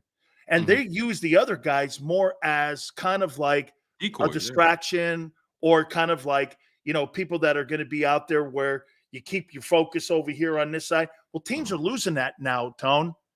That's why the Jets coaches knew what was coming when they were looking at the way he was looking people down. I think it's got a lot to do with the play design. Here's the thing, right? They claim the playbook hasn't changed. Okay, so if the playbook hasn't changed, what's changed, right? What's changed is the person calling the plays and putting certain people in position to succeed versus others. That's what's changed. Brian Johnson, for some reason, he doesn't know how to get these guys involved. I don't understand. I could probably call better plays playing Madden. Seriously. So adding another guy helps that? That's the part. That's the part that makes me scratch my head. I'm trying to understand from a talent perspective. Yeah, in theory, Julio Jones helps you, right? In theory. But when you pay attention to what's been going on over the past several weeks, the problem hasn't been talent. It's what's being called. It's how you're utilizing the guys that you have. I said this a couple weeks ago, man. The routes they got, a matter of fact, you had me on last week when we talked about this. The routes they got Dallas Goedert running sucks. Yeah. The routes they got Devontae Smith running sucks. Watch how many times they're in double coverage compared to when AJ's not. It's ridiculous. I don't understand it. It's you try to pinpoint the issue, but the common denominator keeps coming back to the offensive coordinator. How about this?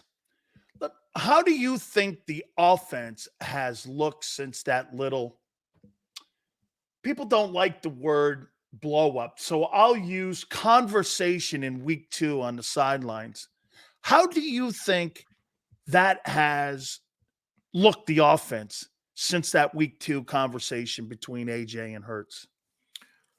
the first two games after that conversation, you clearly saw them being intentional about getting AJ Brown the ball. You clearly saw it, right? But I think it settled down after that, and you saw the targets becoming more spread out. It's hard for me to just flat out say that conversation with AJ Brown significantly hurt the offense, because I'm seeing what I'm seeing is I'm seeing a guy who keeps going to AJ Brown in bunches, and that's the problem. It's not like why is that a problem? Why is that a problem? I want to know, because I want to get how you're thinking. Why that's a problem? That's a problem because, especially in a series, it makes it predictable. And at that point, if you're again, when you look at that Jets game, you look at the targets, you'll say, "Oh, AJ Brown had the third amount of targets." Smith had 11, Swift had 10, AJ Brown had 9, Goddard had 8. So when you think about that in theory, you'll say, when you see it on paper, you'll say, "Oh, okay, they shared the ball." But when you actually watch the game, you saw them drowning Brown in targets, and then they'll go away from him, and then they'll drown him again in targets. It's like, again, there's no flow to this thing. They're not stringing things together. And that's why it looks like they're really force feeding one guy, because only one guy is able to really optimize his situation. Whereas the other guys, they're making them run these dummy routes, and it's hurting them. There's no creativity. There's no efficiency. There's no flow. And AJ Brown is the only one right now able to work through that. Has DeAndre Swift helped the passing game, in your opinion, or hurt it? No, he hasn't helped it at all. He hasn't helped it. I know people would like to think that it has, but when you really pay attention to it, I think in that first series, in the Jets game, I think they threw the ball to Swift like 3 or 4 times, if I'm not mistaken. Yeah. Like, first of all, I understand a lot of people wanted, and I was one of them. We should have a running back that we can throw the ball to a little bit more, right? But when you really think about how it's affected the offense this year, you're taking quality targets, quality opportunities away from Dallas Goedert, who is a more explosive player, in my opinion. Devontae Smith, you're taking targets away from him because you're trying to force feed the running back, right? Let's be totally honest. DeAndre Swift, his best moments wasn't catching the ball. His best moments was when he was running the ball out the backfield. So that's where, in my opinion, he's better utilized in this current situation. But I look at Brian Johnson and I look at Nick Sirianni like, you got too many weapons on this team for you guys to just keep trying to force feed AJ Brown in bunches in certain spots. It's not a good look, and it makes the offense predictable. And I feel like Swift ultimately in the passing game has taken opportunities away from Smith and Goddard. People like to point at Brown, but it's really Swift. That's where the targets are going, because Miles Sanders last year, he didn't get the ball thrown to him at all. So where do those targets go? They go to Goddard and they go to Smith. You throw Swift in there, now you're throwing the ball to the running back way more. Where do the targets go? Goddard lost targets. Devontae Smith lost targets. That's the issue right there, not A.J. Brown's targets. Because A.J. Brown's pretty much getting the same amount of targets as he did last year. How about Brian Johnson coming out in the press conference today, and I'm paraphrasing it, saying that he was happy with the pass-to-run differential in that Jets game and that they thought that they were on track. I mean, Tone, come on, man. Don't lie to me. How in your right mind do you think 45 passes? That's not that kid. That's not him. It's not him. You're making Jalen Hurts look worse. It's not him.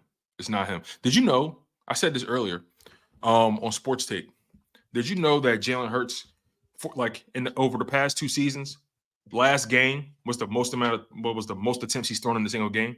40. I didn't know that. Over the past 2 seasons, 2022 and including this year. Over the past, so 17 plus the playoffs, so that's 20 games plus this year, 20. Over the past 26 games, I believe, or 20. Yeah, over the past 2 seasons, let's put it that way. Jalen Hurts has thrown the most amount of times in that Jets game, 45 times. And then on top of this, let me put it in perspective. In 2022, through 6 games, Jalen Hurts had 184 pass attempts through 6 games last year. In 2023, through 6 games, he has 213 attempts. That is a 29 target disparity. That's a whole game for some quarterbacks. You got him throwing the ball. Does he have? How many less carries? Ooh, that's a good question. I got to dig into that. Hey, let's work on that number because I guarantee you that number's down significantly. And that's where the carries have gone to Swift. And I would say this right there in a nutshell. You know what the problem with those numbers are, Tone? The problem is you're going to high turnover potential. And here's the difference. Swift putting the ball on the carpet. Hurts is not doing that. Jalen Hurts has 8 turnovers. Throwing the ball more. And people will go, well, some of those weren't his. Well, it's the play calling, the wide receiver designs. It's the high. Hey, a tip pass is on the offense, not on the quarterback. It's on the offense because you're throwing, get this, Tone, you're throwing more potential turnover plays when you do something like that compared to what you did a year ago, because you're trying to get other people involved. You're putting DeAndre Swift in a position that has hampered Devontae Smith. And just the way, if you watch any one of the films, look at the turnovers, man. The turnovers this year are key. You asked me a question, right, about the rushes through the first 6 games. So in 2023, through the first 6 games, this season, through Jalen Hurts' first 6 games, he's ran the ball 63 times. In 2022, through his first 6 games, he's ran the ball 77 times. So that's a 15 rush attempt disparity. That's a game. That's a game for him. So you've literally replaced, you've taken out the 15 attempts that he would have gave you for an additional 29 pass attempts. And look what it's amounted to. It's amounted to 8 turnovers. That tells you right there. Right there. He's passing the ball too much. He's getting away from his game. The numbers don't lie. And they're doing it more at a clip per week. Exactly. They're getting away from his strength and they're trying to turn him into something he's not. And look, again, it's a 6-game sample size. But at this point in the season, I expected a lot more from this offense. I'm being honest. How about this though, man? You say a 6-game sample size. In the last 7 games he's played, he's had 9 turnovers. Yes, absolutely. So we're turning the ball over at a pretty good clip right now. Right. Because you're asking him to throw the ball more. I'm looking at this situation and I don't like where it's trending because now it's changing the narrative around Jalen Hurts. And now he's looking like a quarterback that's inefficient when in reality he is very efficient. You don't go from only throwing 6 picks in a whole season last year, and now you have 7 picks through your first 6 games, and we're not even halfway done. If your coordinators change the entire way you approach the game. Bingo. And that's where I was going with it. How about this, Tom? It's not a talent issue. Watch this. They haven't changed the playbook. They changed the approach. Yep, they changed their approach and they changed the touch. You know what I mean? Like you said, the approach. The approach is a better word. They've changed the approach to how they want to get this thing done. And, I'm looking at Brian Johnson, and he better figure it out fast because this game against Miami is going to tell us a lot about where he really is. We can talk about these previous matchups and really dig deep into that, but this is the game where I'm really measuring you on.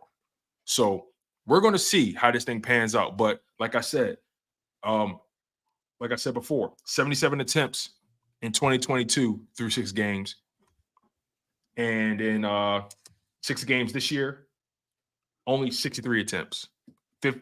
I'm sorry, that's a 14 carry disparity. How about this? Is the yards different?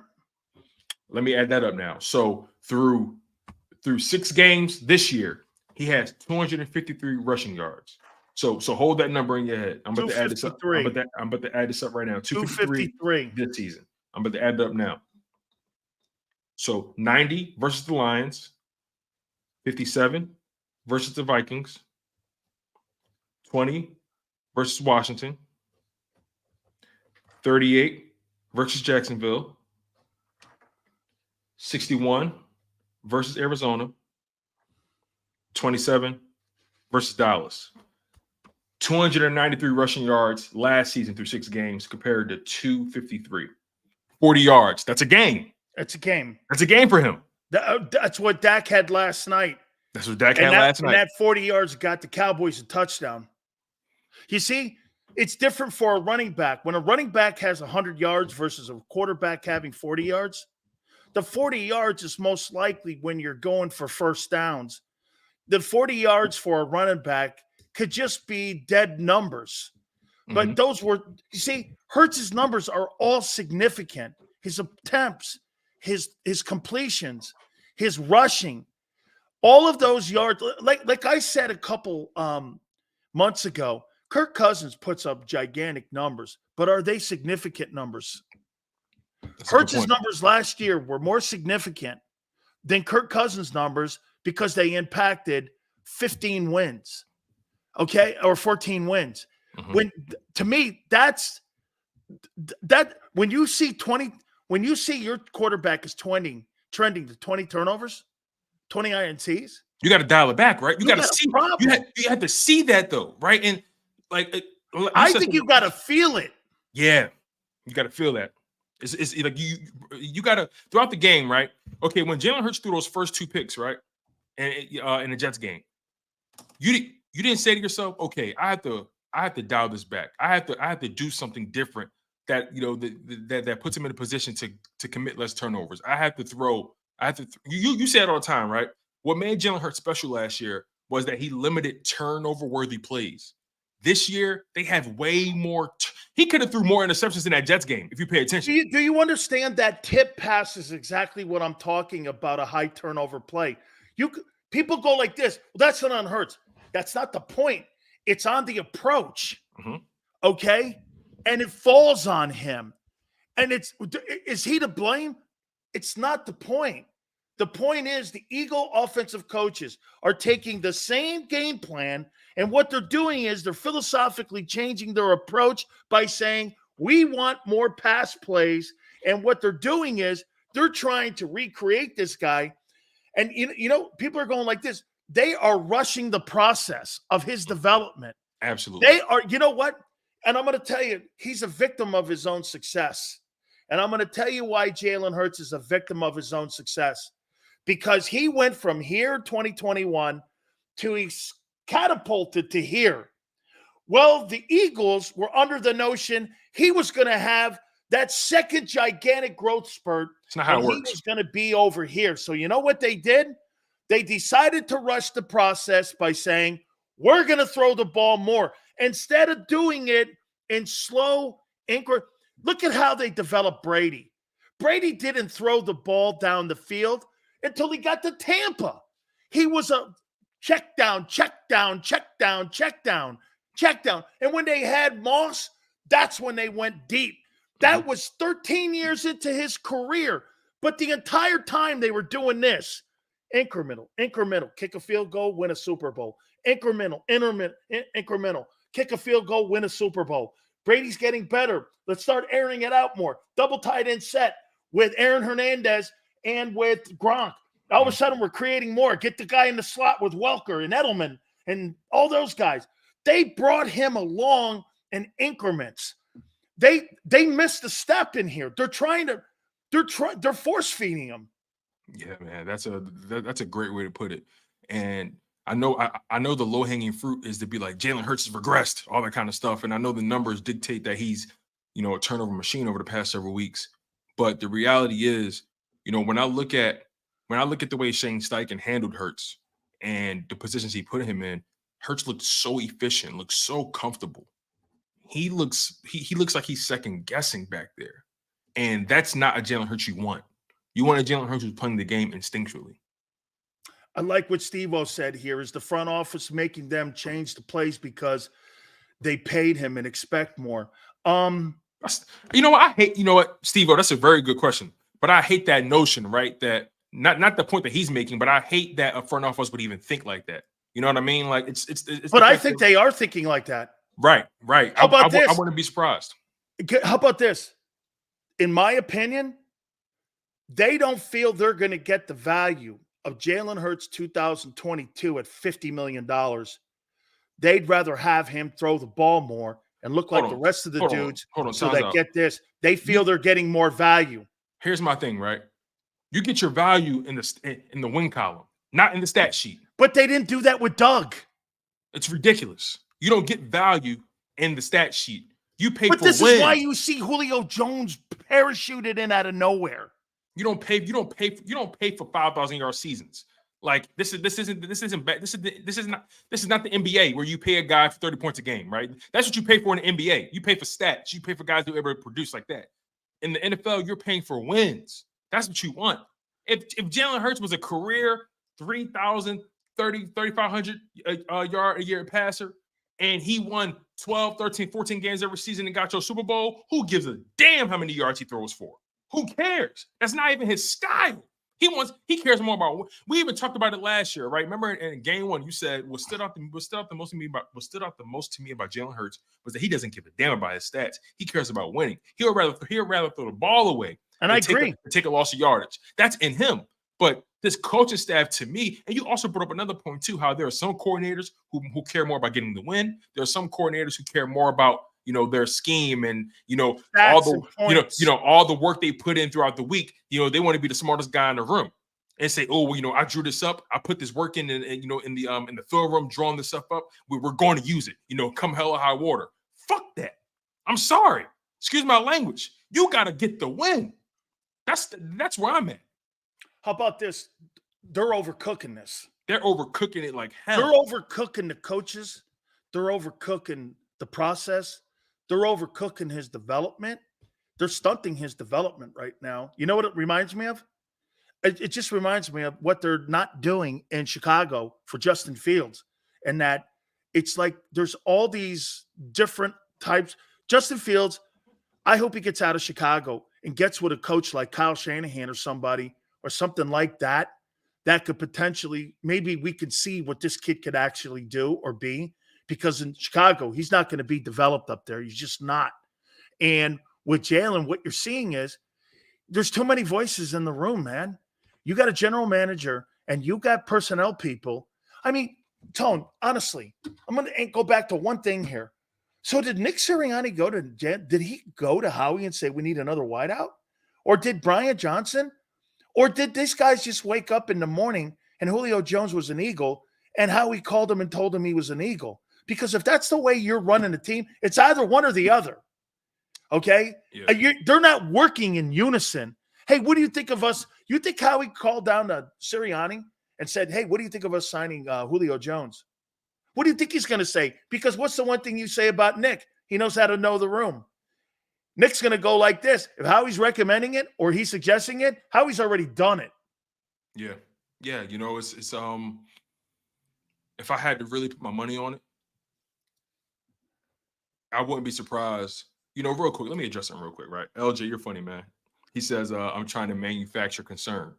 What you fail to realize, LG, or LJ, whatever your name is, my man. Doesn't matter. The reality is this, right? I eat, breathe, and sleep this Philadelphia Eagles team. I live for this. You dig what I'm saying? So I'm so locked in. I care so much about this team. This ain't manufactured concern, my brother. I look at it like this. I don't know what you're seeing, but I look at it like this coaching staff doesn't know what they're doing. Most Eagle fans that have a great passion for what they don't want. You see, again, Tone, remember this, man. Most people in here, they want to see what they want to hear. And so what that means is if they see something, they're going to make it any way they want it to sound. Exactly. And they're not going to look at the reality of it because most of the fans are delusional, thinking that, hey, we're 5-1. There's no doubt. But this is beyond 5-1. I'm talking about winning a freaking Lombardi trophy, not 22-2. That's your problem. Exactly. You hang on that 22-2, and it ain't shit. Exactly. The Lombardi trophy is what it's about. Exactly. And, the way I look at it is this. That loss to the Jets, okay, people lose to bad teams all the time, right? That's not my concern. My concern is the coaching staff and what they're doing with this roster. This offense is probably a top 5, top 3 most talented offense in the NFL in terms of personnel. Absolutely. But if you look at the way Brian Johnson and Nick Sirianni have allowed this team to go over these past several weeks, they're underperforming. It's underwhelming. I'm not going to be one of those Eagles fans that lie. I'm not going to be one of those Eagles fans that pretend that I'm not concerned. I'm worried about this coaching staff. I'm not worried about Hurts. Hurts going to figure it out. I'm worried about this coaching staff and the position that they're putting the guys in. There's no freaking way Dallas Goedert should be as ineffective as he is. There's no way Devontae Smith should be as ineffective as he looks. It doesn't make sense, and y'all know it don't make sense. So stop pretending and trying to cover for these coaches. Stop. How about Just this? Stop. It's all good. Yeah, if you or I, your Eagles card is not going to be turned in because you call your coach out. We all see it every week. When you home in your living room with your homies, watching the game with your pizza and your cheesesteak. When you home, you know damn well what I'm talking about. You scream at the TV talking about, Nick, what the hell are you doing? Brian, what the hell are you doing? But when you come on here, you switch a tune because they got the dub. Get the hell out of here. Hey, call a spade and keep it real. Hey, man, if they put you or me in a Ferrari in the Grand Prix of Monaco, we're going to underperform because we don't know what we're doing. Keep it real. And get this, the Eagles are Ferraris. You got librarians. No, you know what? I'm sorry, Sean Desai, because I don't mean that for you. Okay? I don't mean again, I'll tell you this. The incompetence on offense makes me love what this guy's doing on defense even more. I mean, hey, sometimes when there's a bag of shit over here and you got flowers over here, they smell better, don't they, man? Because know what's going up over here, man. Yo, Sills, some of them saying I'm in my feelings, right? But they be in the same live chat, airing you out when you say something bad about the Eagles. I'm in my feelings. Come on, man. We gotta keep it a buck, man. Come on. How many jerseys y'all got in y'all closet? Keep it real. But I'm being emotional. Are y'all serious? I'm emotional because I'm trying to win the big one. I'm trying to win the Lombardi. I'm not satisfied with 22-1 like some of y'all is. I'm gonna keep it. Hey, look at my boy Quan, man. He's all over the signing of Julio Jones. Way to go, Quan. How you doing, man? Like Belichick would win 6 more Super Bowls with Art. He would, man. I tell you what, Belichick to the Chargers might win some Super Bowls out there, man. Why they keep talking about 5-1, Sills? Because that's who you guys are. This is the big picture. Yeah, but Tone, no. That's who you guys are. I've learned this about Eagle fans. That's who you are. Come on, man. Listen, that's why I do this. 22-2 now, 5-1. Yo, what's it mean? Nothing. But to everyone, you hang your hat. You can't hang your hat on that, man. No, I love all of them. But that's what you say when I ask you the question. Hey, how's it been the last 30 years with Jeffrey Lurie? And you're like, underwhelming. I'm like, well, fuck, what does 22-2 mean then? With no Lombardi trophy. Is it that underwhelming too? And look, right, when it comes to the live chat, I'm gonna be clear. I love y'all for because y'all make this show. Y'all truly make this show entertaining. You guys really, feed that fire in me. So absolutely. I really appreciate you guys, man, because I'll be honest, when I'm behind the scenes pushing buttons, I'm calm, I'm relaxed. But sometimes I read what y'all saying, and I'm like, y'all gas me up, man. So I really appreciate y'all, like truly. But like some of y'all, are we not trying to win the Lombardi? Are we not trying to win the big one? They think they are, though, with this, what's going on. And see, get this. How could Jason Kelce be so upset? And he's so upset on the sidelines, and he's 5-1. By the way, I'll give this to you, and I've got my top 10 NFL teams. Do I think any lesser? Tone is 100% right. McClain's tweet about Julio signing said more to come. I wonder what that's about. Hey, let me say this to you. Do I have any different thought process of the 49ers and the Eagles after their loss to the Jets and the Browns? No. I mean, no. So you're going to take a Jets loss with all those injuries, and you're going to see all the injuries at the Niners, and you're going to go like this. Well, I think lesser of the Niners than I do. I don't think any lesser of them today than I did going into the game or coming out of the game. You know what, Sills? I'll say this, right? When it comes to all the stats we talk about, when it comes to the 5-1, right, and the 22-2 and all that kind of stuff, I use that stuff when I'm debating with Cowboys fans, right? I use that stuff when I'm debating, with the other fan bases. That's when I use that stuff, right? All the stuff that a lot of Eagles fans love to bring up. I use that stuff when I'm debating other people about their team. But when I'm looking in the mirror when I'm looking at the Philadelphia Eagles in a vacuum, just them by themselves, I'm comparing them to them. You dig what I'm saying? I'm not comparing them to the other teams. I'm comparing them to them. And so far, they have not lived up to what we thought they would be on offense. That's the humble reality.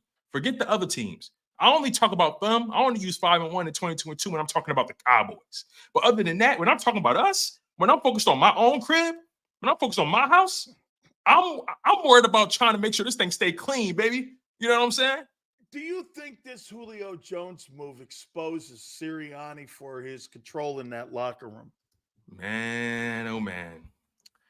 I'll say this, right? You better not putt on this one on me. You putted on the Tua and Hurts thing yesterday. Ask me again. And you're not running for mayor of Philly. You're not doing that, all right? Ask me again. Go ahead. All right. Do you think this move by adding Julio Jones to the active roster, when you know you need a safety and maybe some more personnel somewhere else, do you think this exposes Sirianni's authority on that football team? Damn. Damn. It's a long putt, Tone. It's a long putt. You know what? I'll say you this. Better not, man. You punted on me yesterday. You know what? I'm looking at Nick a little sideways.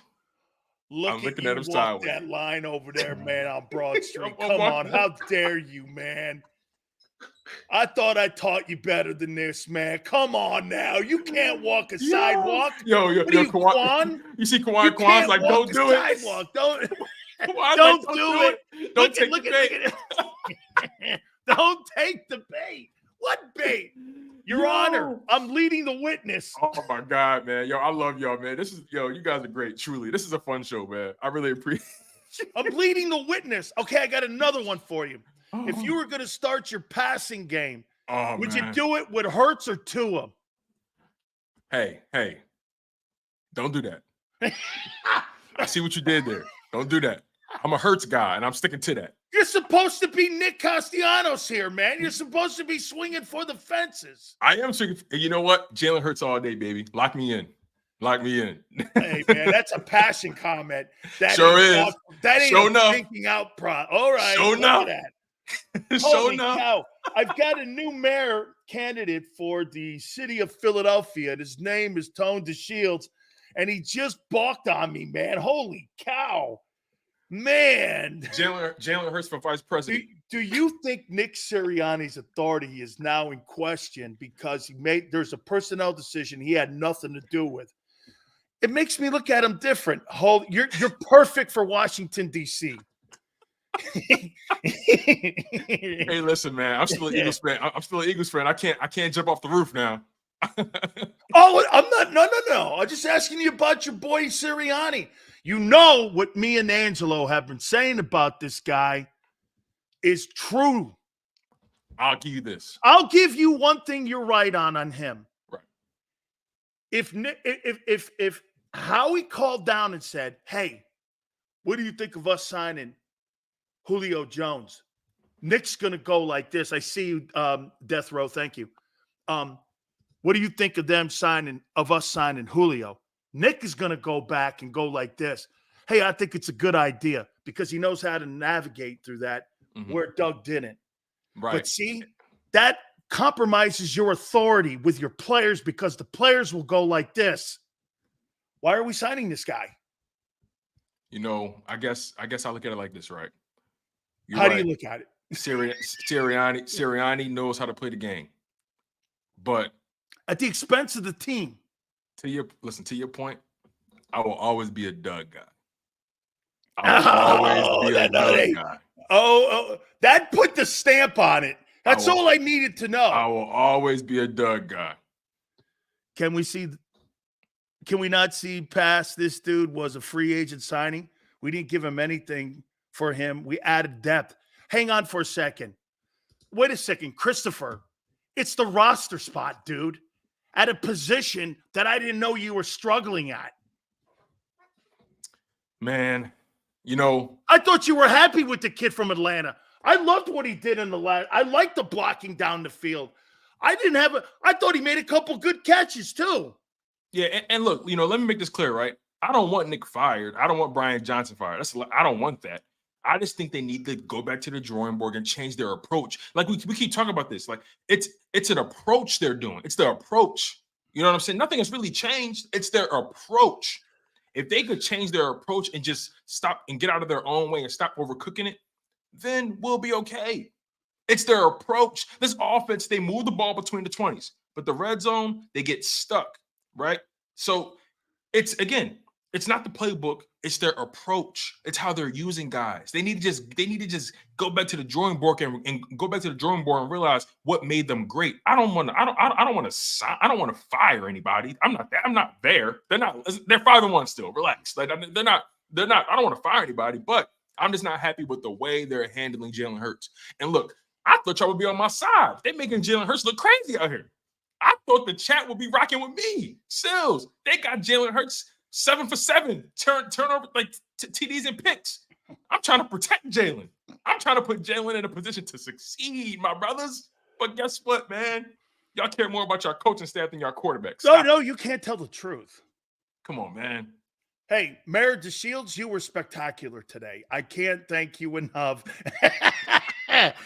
I mean, I should be calling you Senator DeShields, man. I mean, holy cow. Of all the people I would have talked to, man, I wouldn't have thought that I'd be going like this. Congressman DeShields, you were wonderful today. I like the sound of that. Congressman DeShields and how he's trying to navigate like Nick Sirianni through the waters, even though deep down he's a Doug guy. You must hate yourself at night sometimes.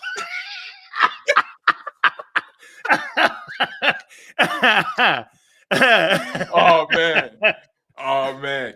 Tone the Shills of 2024. Yeah, that's right. Hey, Tone, great stuff, brother. Yes, sir, man. I appreciate you, man. It was fun. You got it, man. That's my friend Tone DeShields, man. Absolutely. All right, we're going to have Dave Hyde jump on with us from the Florida Sun Sentinel. That'll be at the bottom of the hour here. Hey, by the way, don't forget our great friends at Hooters. It's the 40th anniversary. Hey, all the way from Rhode Island to Jersey to King of Prussia. All 7 of the locations, go to northeasthooters.com to find all the great events that we have coming up. I mean, I talked to Gary, the president of operations, today for the longest of time, and we had such a great conversation, all the great events that are going on. We invite you to go in. If you want to use the app, do that, hooterstogo.com. Also, our specials in the 40th anniversary, they just had their party the other day. Buy 10 wings, get 10 boneless free. Wing Wednesdays, 1983, the year the place was founded by Ed Drotsky and Bob Passwater and Denise Williams. Fantastic folks that started all of this 40 years ago. 1983, as I said, all you can eat. Kids eat for free on Saturdays. Northeasthooters.com. That's northeasthooters.com. Do me a favor. Anytime you walk into any one of the locations, tell them Big Sil sent you.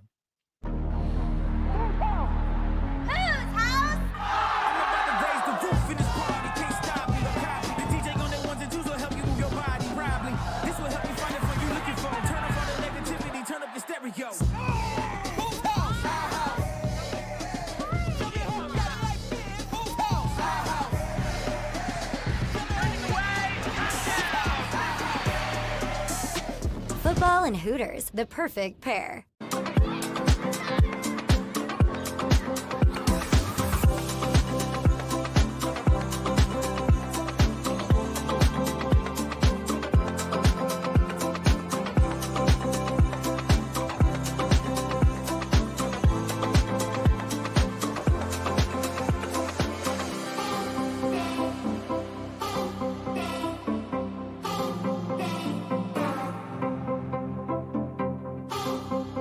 If you own a company and you're not producing a podcast, you're missing out. The public consumes messaging when they're ready. Join the professional podcast network of companies and let JAKIB Media Partners put you in the podcast arena. Come to our professional studio or we'll come to your place of business and professionally produce your company podcast. Call JAKIB Media right now at 267-261-3428. 267-261-3428. Heading down the shore. Have a ball, one smoke. Here, imaginations run wild and time stands still. Because here, you can find the best of the Jersey Shore, all on one 5-mile island. So leave the old you behind and get lost in the woods. Wild, wild, wildwood days. Score and save at Southeastern PA and Delaware with Colony Pools this football season, and let the experts close your pool with a custom Merlin safety cover in green for the birds. And if you join our Winter Watch team, we'll give you another 20% off, and Colony Pools will handle it all. Keep your tiles on your pool, not in your pool. Fly with Colony right now, Birds fans. Visit flywithcolony.com.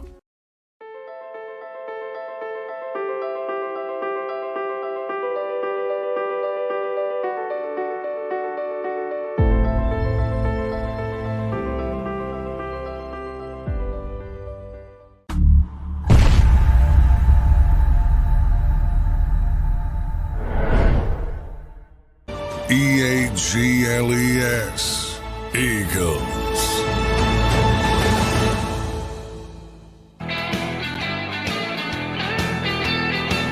Big Still! Dave Hyde will join us bottom of the hour. Florida Sun Sentinel will get his thoughts on the Miami Dolphins this weekend as they come a-calling here. All love, Tone. Sills, though, day to day. I like that day to day because you never know what you're going to get with Big Sills. Absolutely day to day. You see, I'm like an acquired taste. Are you kidding me? You think Tone likes me every day? Well, he likes me every day, but you think he agrees with me every day? Absolutely not. That's the beautiful thing about sports talk. Don't get your panties in a bind. Which people like Quan, of course, you know, he's got them panties really high up there. And you know, when he wears stuff, I mean, you see, Quan's a thong guy. You know, I mean, there's certain guys you know that wear thongs. He's one. You know, he wears them nut huggers. So I mean, oh man. Some guys wear nut huggers, some guys don't. You have to figure out who you are. That's all I'm saying here. All right. By the way, I think we're getting a little too much info that we need to not know about everybody here. So we'll roll out of that. Julio Jones. I mean, dear God, how could that parachute in like that? Holy cow. How could that parachute in like that? Hey, God, can you give me some good content? Howie to the rescue. Julio Jones comes parachuting in off the IR from nowhere. Okay? Unbelievable. Hey, Quan. Look at Quan thinks that I need him on my show. Hey, Quan, I know, dude. I mean, you know, yeah, I'm so happy that you've been with me for 34 years. Thank you, dude. Yeah, I mean, hey, you've been right there along my side. All 34 years in broadcasting. Couldn't have done it without you, kid. All right. I want to ask you. Wait, we are going to get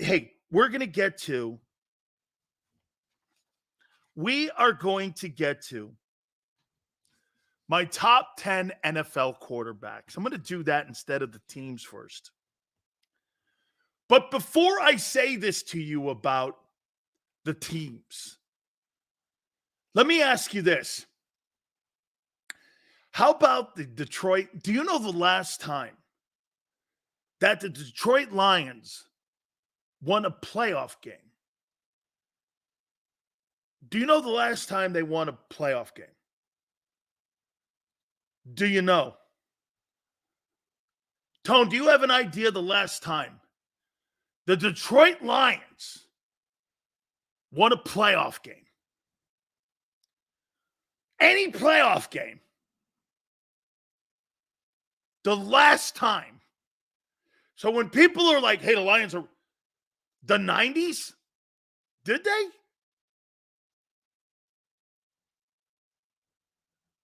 Niners, did they in 91, 93?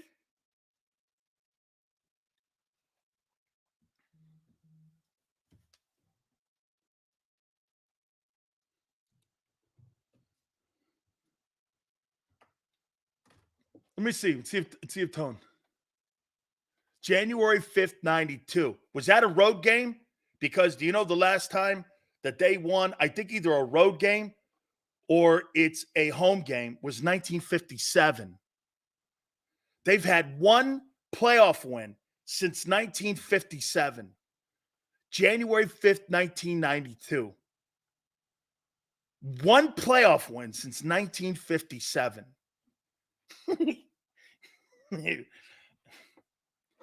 1957.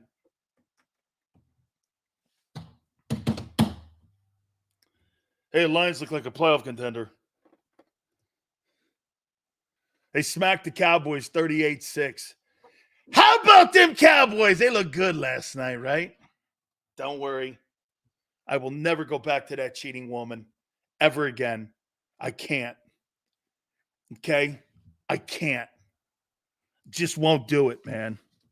Sorry. I just can't. I can't give her another shot at the title. I won't. I will not give her another shot at the title. All right. Quarterbacks. Here we go.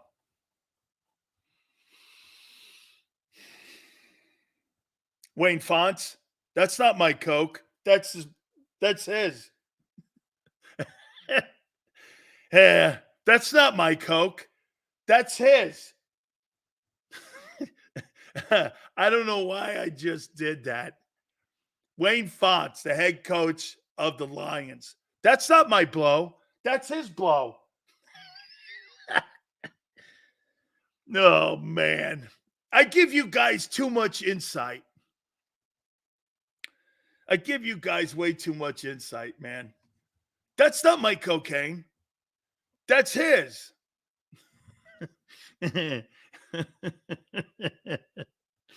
All right, man. Here are my top 10 NFL quarterbacks for the week heading into week 7. At number 10, Dak is back. Yes. Dak Prescott and the 4-2 Cowboys. He's back in the top 10. Number 9. It's been a wobbly year. Trevor Lawrence. Jaguars. Number 8. Matthew Stafford. Los Angeles Rams. Cowboys, I think, got this team on the horizon. We'll see how they do against that Rams team. We'll see if Missing Parsons shows up for that game. Hey, Tone, that's my new name for Micah Parsons. Missing Parsons. That's all you got. That's his new name. Say it with me. It's got kind of a nice ring to it. Missing Parsons. Number 11 for your Dallas Cowboys. Missing Parsons. Missing Parsons. Okay? Yes, sir, baby. Missing Parsons. Yes, sir. Big Sills flopping. No. I don't like soccer because that's the wormy part of soccer I hate, along with basketball, the flopping. I don't like any of that. It's okay. Hey, Ho. It's okay. Is it Ho or Joe? Or it doesn't matter. Is it Ho? I like the Ho. It's not flopping, Ho.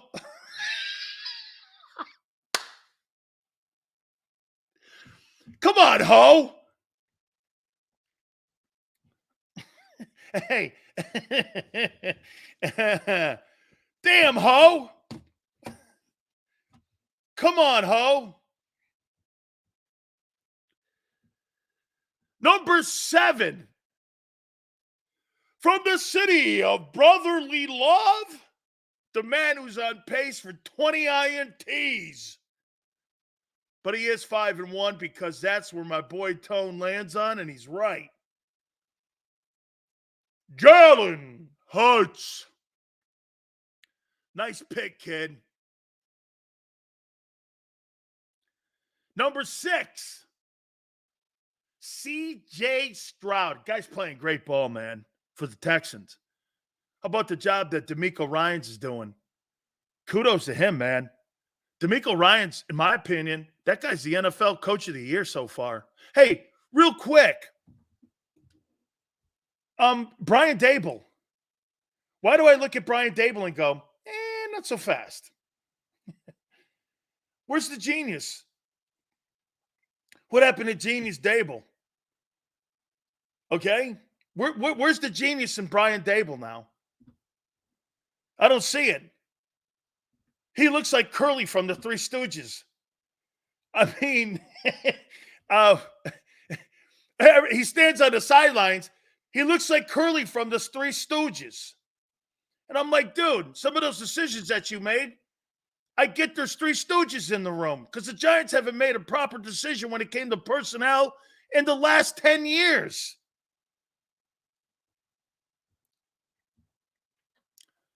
Look at Ho. Cowboys losing to the Rams. Way to go, Ho.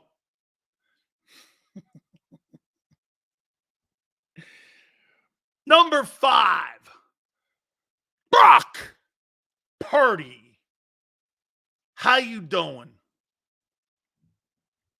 San Francisco 49ers. Number 4 is Jared Goff. Has anybody played better football than Jared Goff in the NFC this year? You know, actually, since November 9th of last year, week 9, Jared Goff is 13-3. Yeah.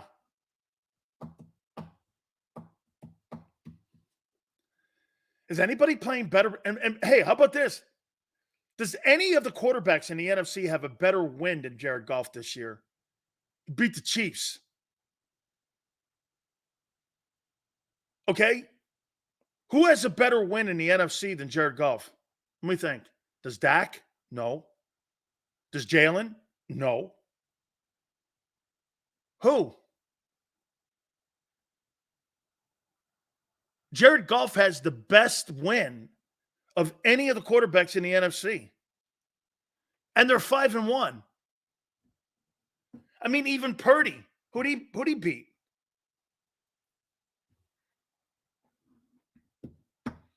Not yet. You lost to the Jets. I'd worry about the Dolphins this week, 88. I'd worry about Zach Wilson. Zach Wilson has a win over Jalen Hurts along with Dimes Jones and Tyler Heineke. Look at the quarterbacks that have beaten Jalen Hurts besides Mahomes. Tyler Heineke, Zach Wilson. Who else? Yeah, and Dimes Jones. Dimes Jones, Tyler Heineke, and Zach Wilson have wins over Hurts. What a gauntlet of quarterbacks. Holy cow. That's a gauntlet.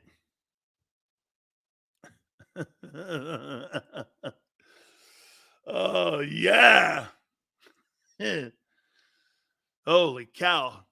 Zach is AFC. Oh, yeah. Oh, no, I asked you who had a better. I asked you the wins over Hurts. Then I said, before that, I said, in the NFC, Jared Goff's got the best wins. 22-2. What's it mean? Nothing. I love people hanging on that 22-2. The more you do it, the dumber you look. Especially if you don't get it. Hey, by the end of the year, if you keep doing that and you'll have all them wins and no Lombardi trophy, you'll be the dumbest people on the planet who have done that all year, and you got nothing for it except a Happy Meal. It's a toy in it. Or Cracker Jacks, you know, the little thing you get in there? Right? That's the point. How many quarterbacks beat Dak? Well, it ain't Jalen. He ain't got no wins versus Dak. How you doing? Number 3, Patrick Mahomes. Number 2, Josh Allen, Buffalo Bills. Number 1, Tua Tagovailoa. Tua's playing the best quarterback of anybody in the National Football League through 6 games. And it's not debatable. It's not debatable. Say it with me. Tua's playing. It's pretty remarkable. It's actually remarkable. This guy was scrambled egg brain away a year ago from sitting on a funny farm somewhere in Florida, worrying about whether or not he was going to have a quality of life. And now, he's the leading candidate for the Most Valuable Player Award.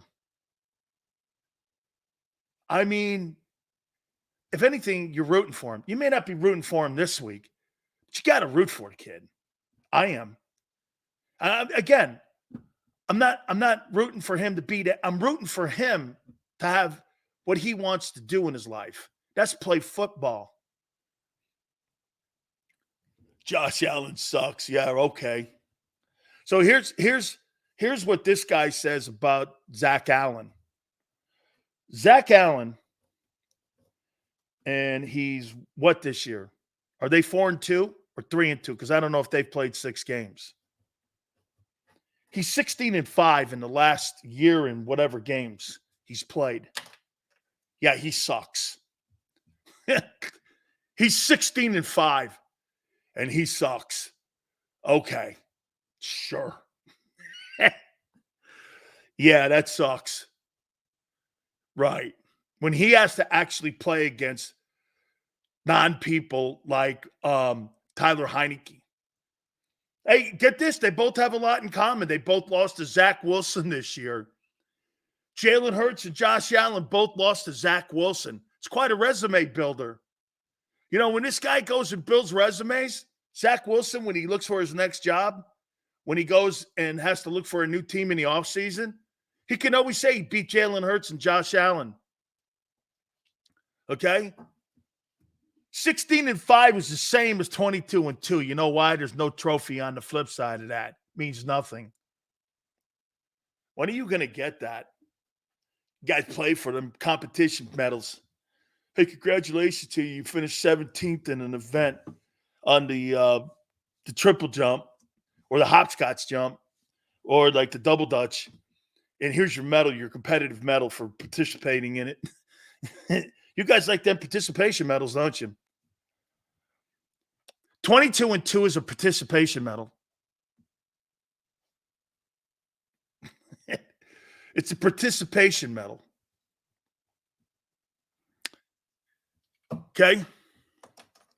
I'll tell you something, man.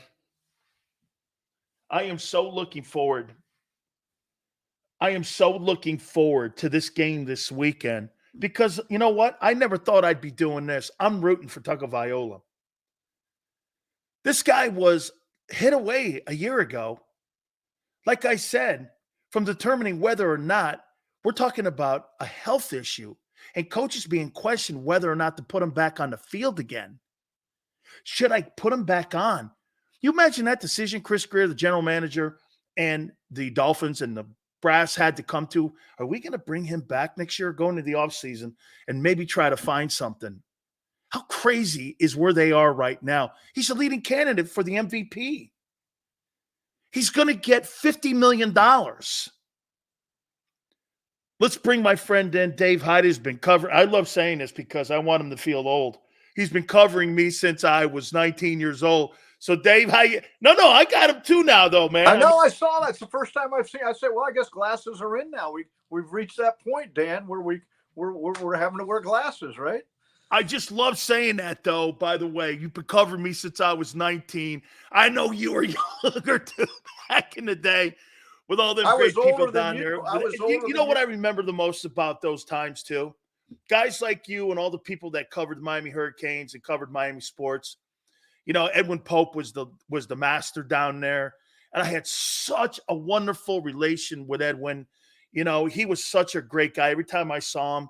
And all you guys were so great, fair to us. You covered us. And you guys, I think you guys, Dave, were part of why Miami and Miami football with Jimmy Johnson became what it was, because you know what you guys did? You blew the program up. Because we didn't have social media. We had to have writers tell the story of what was going on. Well, you're right. But the other part of that is Jimmy welcomed everybody into the program. You want to watch practice? Go watch practice. We don't care. You want to talk to players, open locker room. It was a different era that we were allowed to show your guys' personality. The personality that the fans saw on the field, we saw in the locker room. We saw in interviews. We saw just exchanges with people. And right behind me, my other side, Swagger, the Jimmy Johnson book. There we go. I know he sent you one. I think I was there when he signed it, actually, in the Keys.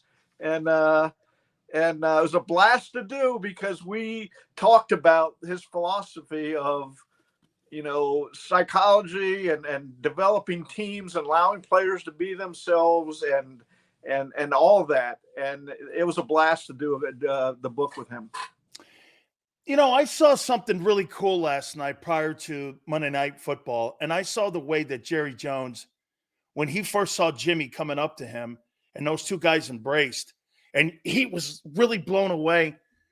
Do you think those two dudes will ever bury the hatchet? Or, Dave, is that just too much ego in the room between them? It's funny, when it looks like when they're in each other's presence, they love one another, but then when they're apart, they want to split the pie up to have the pie look more like on their side of the table than the other guy's side of the table. We all know it was Jimmy. Jerry is fighting that.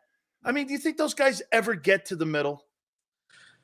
You know, the weird thing to me, the thing I'll never understand is, how is Jimmy not in the Ring of Honor? And look, he's in the Hall of Fame now, so it's almost like, okay, I'm not in the Ring of Honor. But just from we talk about their relationship in the bizarre manner. Even Jimmy says, you know, look, people try to explain it, but no one can explain it, because I can't even explain it, my relationship with him. Okay, so, but let's start here. Whatever, you know, whatever way back to having a normal relationship, a good relationship, I don't know how you want to phrase it. It has to start with Jerry saying, what am I doing? Of course he belongs in the Ring of Honor. I mean, this is stupid of me. You know, it's small-minded. It makes him look just so small by not having Jimmy in the Ring of Honor. All right, let's get to the Dolphins. Is Tua the guy? Are you sold on him? See the guy. Look, he's been great. And Mike McDaniel shows to me the importance of coaching. Before, you had Brian Flores there, and the whole organization was, you know, Tua's not the guy. He's just not, you know, and they replaced him in the fourth quarter of games because they didn't think he was ready to run a 2-minute offense. They, you know, they tried to get Deshaun Watson. They tried to get Tom Brady. And the message to me was, from the people who see him every day and work with him, he's not our guy. Then you get Mike McDaniel in there, and immediately overnight a switch is turned. He's running an offense that fits his talent, which is very accurate, quick read, it's historic what they're doing. It's just unbelievable what they're doing. It's hard for me to watch other NFL games. I was watching the Chargers and the Cowboys last night, and they're having trouble finding open receivers. And I go to the Dolphin game, and Tyreek Hill, every game is 2 yards, 3 yards behind some defensive back for a touchdown. Is Tua the guy? I want to get through this season before I'm definitely committed. They've played one good defense, and they didn't play very well in Buffalo. And I'm not saying that's Tua or not Tua, or it was the whole team. Okay. But let's get through a season of health. because I don't want to. I don't want to cover a story again like we had last year, and I heard you talking about it. That was some horrific football scenes with him on the field last year. I want to get through that. I want to get a whole body of work but through game 6, is he the guy? Yeah, he's the guy. Let's at Philadelphia. They play Kansas City coming up. There's some heavyweight matches coming though. You think they extend him, or do you think that's a work in progress also, that they drop one of them $50 million deals on Tagovailoa's lap? Well, I think they'll have. Or is it trending that way? It's trending that way. I think, the question becomes then, is he Patrick Mahomes? Is he a guy who can lose Tyreek Hill and win a Super Bowl? Again, I need to see more. He's very good. Okay. Is he at that level? The question with him, of course, is health. And for 5 games, he's hardly been touched, and he's been great.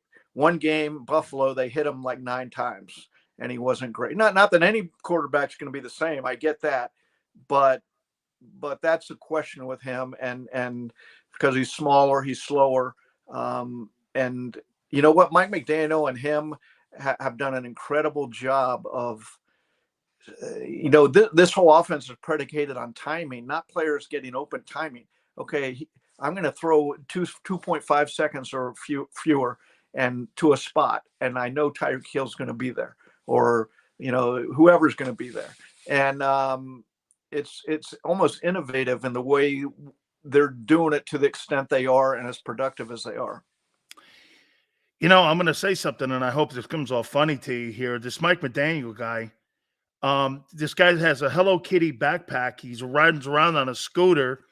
I mean, he's like an acquired taste, but there's something about him that I like about him. And I got to tell you, Dave, when I turn the 22 on and I watch these play designs, it's like you're watching Bill Walsh in the 80s doing these things by getting all these guys. It's like he's a savant or so. I mean, he's the weirdest guy I think I've ever seen as a head coach, but that's okay, because being eccentric, I'm all right with that. I like personalities like that.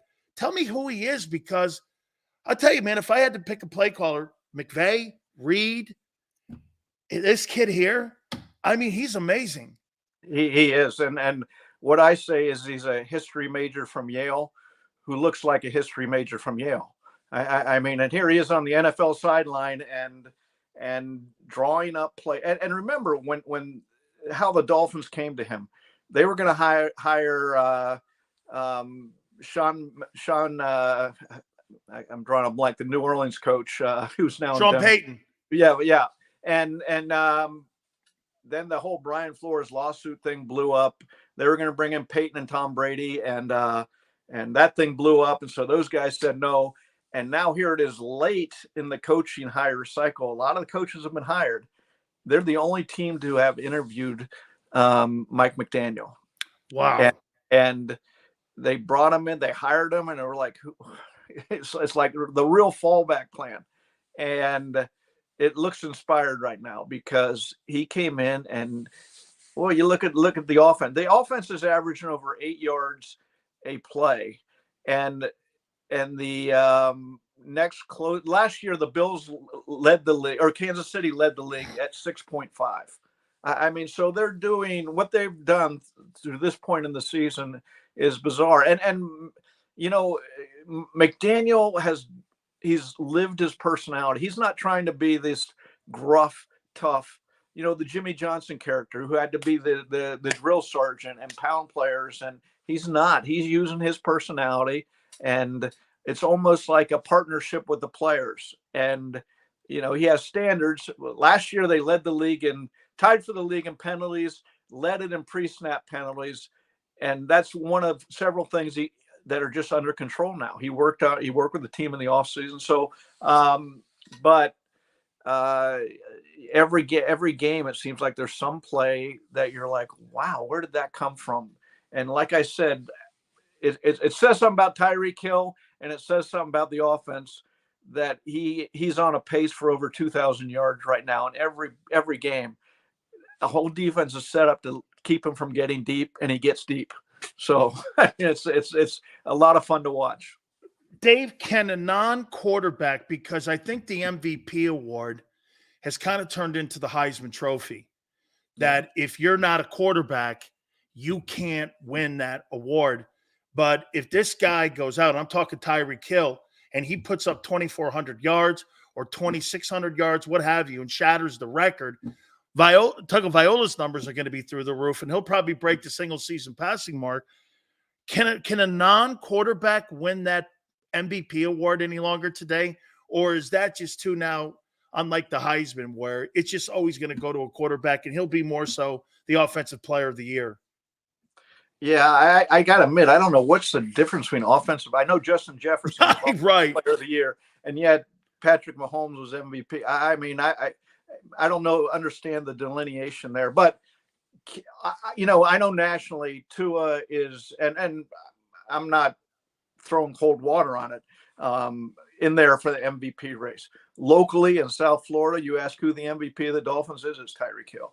I mean, he opens up everything on this offense. I went to, when he first signed with the Dolphins in training camp, I was walking down, and there was Rick Spielman walking down the steps from after watching practice. I was in the bleachers, and I said, well, what do you think? And he goes, Tyreek Hill.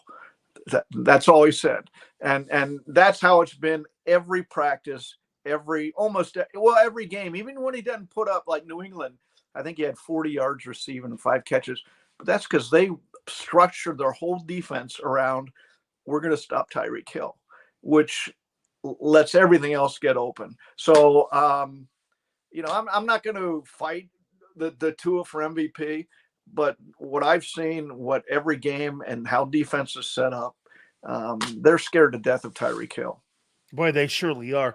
I never thought I'd say this, because I thought the whole Brian Flores deal was a complete disaster from the top down with the Dolphins and how they handled it. But I never thought I'd be saying this to you right now, Dave. The whole thing was handled and wonderfully by Chris Greer, because he upgraded the head coach, and now it looks like he's actually – now they have added components. The Chubb deal last year, midseason, that helped. Then they turn around and they add and pay Vic Fangio, the highest paid defensive coordinator in the NFL. So, I mean, it really looks like Chris Greer has steadied the water and really has, taken what Brian did and has elevated it. Am I right when I say that about Chris Greer, the GM? Yeah, let's look at their plan here and explaining what they did. They made the idea we're going to tank. Okay, they didn't phrase it that way, and Brian Flores didn't go along with it, which was part of the whole conflict here. Okay, and they say we're going to tank for a few years. We're going to trade everybody who's good. Laramie Tunsil. They traded Minka Fitzpatrick for, I don't understand that, but anybody we can get draft picks for, and they did. So you go back to 2019 and 2020. The only reason they won games was because of, two guys, Flores and Ryan Fitzpatrick. Why they got Ryan Fitzpatrick is one of the greater mysteries, because they could have just trotted out Josh Rosen, won 1 or 2 games, which was what they wanted to do. So for 3 years, they collected draft picks and used draft picks, traded for more draft picks. And then they did a 180, and it started with Tyreek Hill. They have all this money that they've saved up. We're going to buy free agents. Teron Armstead, Tyreek Hill. You can go down the Bradley Chubb. They traded a draft pick and signed him for a big contract. And so they got a mix of high draft picks and high free agents, and they have this window before the bill comes due. And they have this window to win this year and maybe probably next year, depending on how they deal with the salary cap. You have to look at them like Tampa Bay and the Rams when they won. And the question is, can they win a Super Bowl? Dave, a couple last questions here for you. I said this about the culture with the Dolphins and even really with the Hurricanes. Is it me, Dave, covering those two teams now, ever since they took those teams out of the heart of the city it's just completely different now, and that the passion of what I mean, how many AFC championships have they been at Joe Robbie or Hard Rock now? 2 since they left. I mean, how many title games has the Hurricanes been to since they left the Orange Bowl? None. I'm like, it just seems to me covering that. I wonder if the same passion for the type of fans that we had back in the day are the same as today, because I still see empty seats everywhere. And I just wonder, again, hopefully we can reconnect here with our friend Dave here. Yeah, it's a different culture in my opinion. Here we go. Here we go. I'm back. Sorry. I got you. Dave, am I right about the culture a little bit of how like South Florida has changed since like the Canes moved out of the Orange Bowl, the Dolphins? I mean, both teams have had no success whatsoever at Hard Rock or Joe Robbie back in the day. It must be different to cover those teams because I see empty seats everywhere, and I just wonder if the passion is still there like it was. I mean, Dave, think of this. Saturdays and Sundays, when I went to school there, I don't remember us ever losing. I mean, Don Shula would come to our practices. I was on the sidelines for the Bears when the Dolphins upset the Bears, because he invited us because we had a great upset that weekend. And we were like, it just seems different down there covering that. Maybe I'm old man, get off my lawn, but it just looks different, man. Well, it's different because they didn't win. I mean, the Dolphins have gone since 2000, I believe, was their last playoff win. And they've made a couple playoffs since then. Wow. UM's been out of the picture since Butch Davis and then Larry Coker left. So that's another, almost 2 decades. So this is not a place that will say, oh yeah, I'll be on the bandwagon, win or lose. We're win or win here. And these teams haven't won. And so, as you said, when you said you don't remember a team losing, okay, it's coming to me a couple bad bowl losses, but that's about it. You guys, was it 58 straight? You were part of that in the Orange Bowl. And the Dolphins went to 2 Super Bowls in the 80s. And I just don't remember losing at home. I mean, our weekends, I don't remember the Dolphins and Canes ever losing on the same weekend. Right. Like, it was so rare because it was, I mean, when you had that stadium in the heart of the community, Dave, it was just, I used to get a bag of food from the wonderful Cuban folks down there. You never knew what was in it. They had a Cuban sandwich, you get a Coke. It was, now they have this official walk up, and I'm going like, man, that was just, they would line the road for us going into the OB, and all these wonderful people parking on their lawns and stuff. It now when I look at Dolphins, it reminds me of South Beach.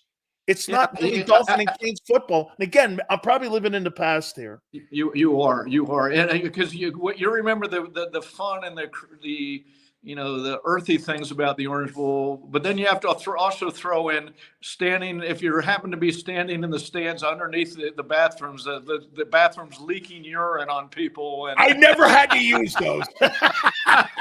So. But to me, look, it all comes down to they didn't win. They haven't won in so long here, and now the Dolphins are winning. But how many years has it been since Jimmy left? And really, they had potential contenders then, but they haven't really done anything since then. But be the laughingstock with Bullygate and you can go down the list of problems they have now. They're back, and we'll see how far they can run in January and possibly February. Okay, I'm going to ask you one last question. Is Mario the guy? Well, here's his path to winning. We all know it. He can recruit like few others, okay? And he's lining up talent. The talent he's already got here is so much better than when he arrived. And maybe it has to be because he pulled off one of the biggest blunders. It was dumb on steroids not to kneel at the end of a game. And, that's been gone over and we're still scratching our heads how a major college coach could do that. So, but that was the question he came with. He's going to recruit great talent, and he's, his in-game coaching isn't great. You know who else had that tag? Butch Davis. Yeah. And he won a ton here. So, we're still early in the Mario run, and the hangover of that bizarre loss is still here. So you probably have to step back and say, okay, where's he going to be in a couple years? And that comes down to if he can keep recruiting like this, he will win. I'll just leave you with this last comment here. I had a conversation with President Frank the other day, and he asked me a couple questions, and I said, sometimes, you need to stop listening to too many people in the building and go with your gut. I go, Mario, you have to walk in that locker room, just like Jimmy did with Hale Flutie, or telling us to take our pads off when we're up on Maryland 31-0. And you have to walk in there, or like when Jimmy looked at me and Jerome at the Fiesta Bowl, and we had only given up 7 first downs, and we lost the national title game. And Jimmy looked at us and said this, I can't look at you guys. I'm sorry. And we felt so sorry for them, because they had it was a horribly coached game. But, I just said you have to own it. And if you own it, the players will be they're going to be more receptive to you. If you make excuses for it, they're going to walk away from you, Dave. And I think that Jimmy became a better coach, as he says in the book Swagger, after the national title game against Penn State. And I think he did. Yeah. I mean, that changed, it was sort of like the last lesson he needed to learn to be the championship coach at UM, and then in Dallas that he became. And it's a painful lesson. Maybe Mario learned that lesson. We'll see. We'll see coming up. Yeah, well, it's 20 years of sorry-ass football. I'm sick of it. Dave. You are. I've been writing about it. You've been on this national show I've been stuck here the whole time. Dave, I love you, man. Thank you so much for being my friend for all these decades. I so appreciate it. Thank you, my friend. All right, Dan, take care. You got it. From the Sun Sentinel, our friend Dave Hyde wrote the book here, Swagger, with Jimmy Johnson, too. Make sure you get it. It's a great read. I want to take a time out. You keep it here on the National Football Show.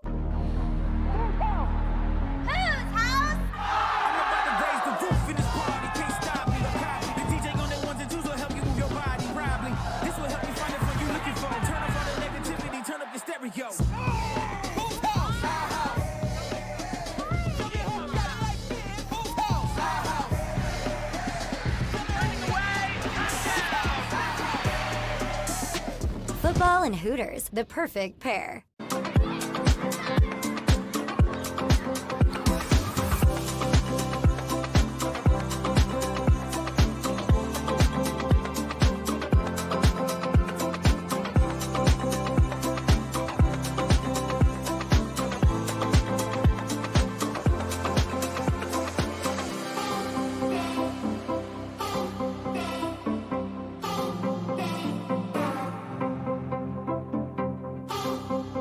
If you own a company and you're not producing a podcast, you're missing out. The public consumes messaging when they're ready. Join the professional podcast network of companies and let JAKIB Media Partners put you in the podcast arena. Come to our professional studio, or we'll come to your place of business and professionally produce your company podcast. Call JAKIB Media right now at 267-261-3428. 267-261-3428. Heading down the shore, have a ball once more. Here, imaginations run wild and time stands still. Because here, you can find the best of the Jersey Shore, all on one 5-mile island. So leave the old you behind and get lost in the woods. Wild, wild, wild wood days. Score and save in southeastern PA and Delaware with Colony Pools this football season, and let the experts close your pool with a custom Merlin safety cover in green for the birds. And if you join our Winter Watch team, we'll give you another 20% off, and Colony Pools will handle it all. Keep your tiles on your pool, not in your pool. Fly with Colony right now, Birds fans. Visit flywithcolony.com.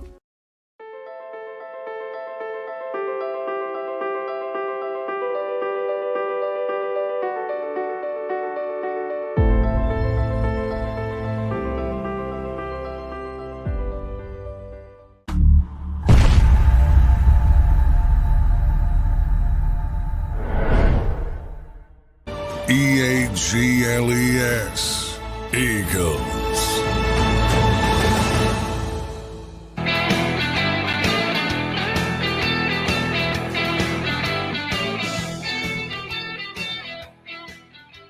Who am I?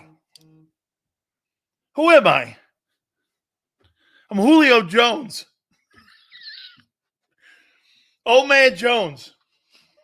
Hey, old man Jones. I didn't get a chance because I was a stonad yesterday when it came to my timing here. So I have not talked about week 6 of the NFL, so I want to do a little bit of that.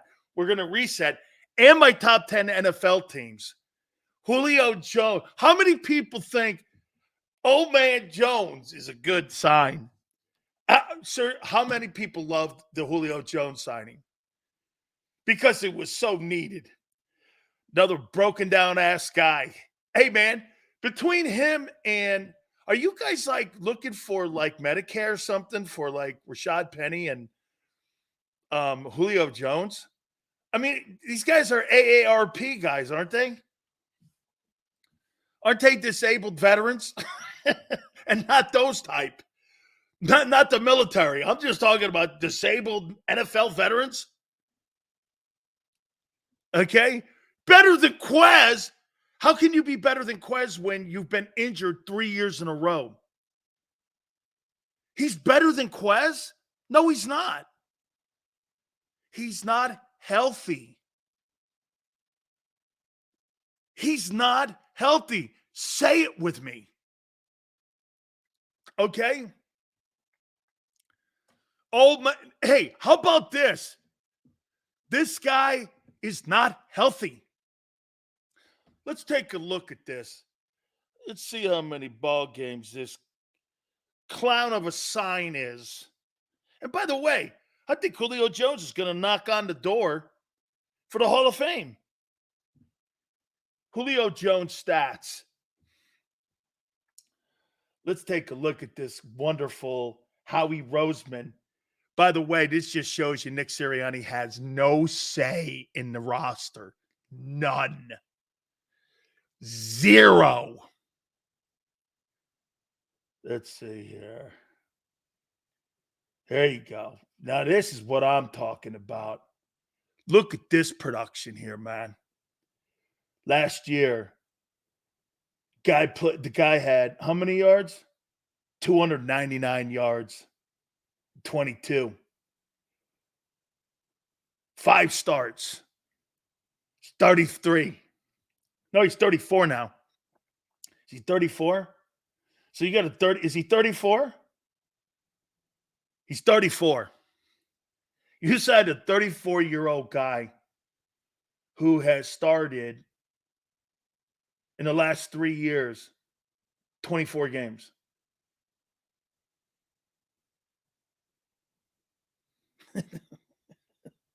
A 34-year-old, a 35-year-old wideout. You signed a 35-year-old wideout.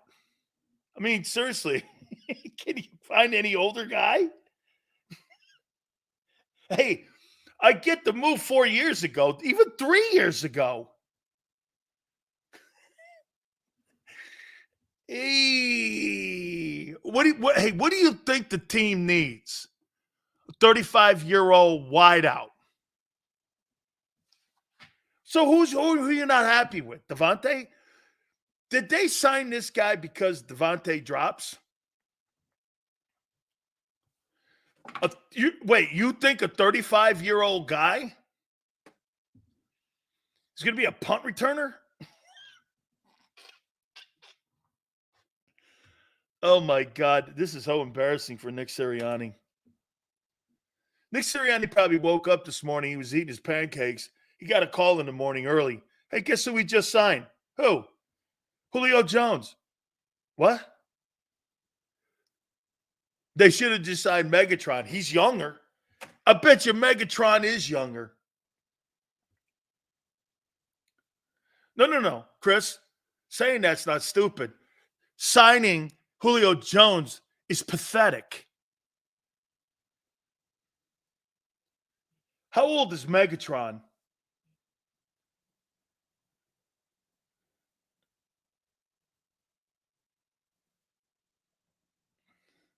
How old is Calvin Johnson? He's 38. Shit, he's only 3 years older. I don't know, man. I might go 3 years with Megatron. Yeah! Julio Nobody Jones at 35. You sign a player that you don't need to take a roster spot up when you need a roster spot for a safety or a corner.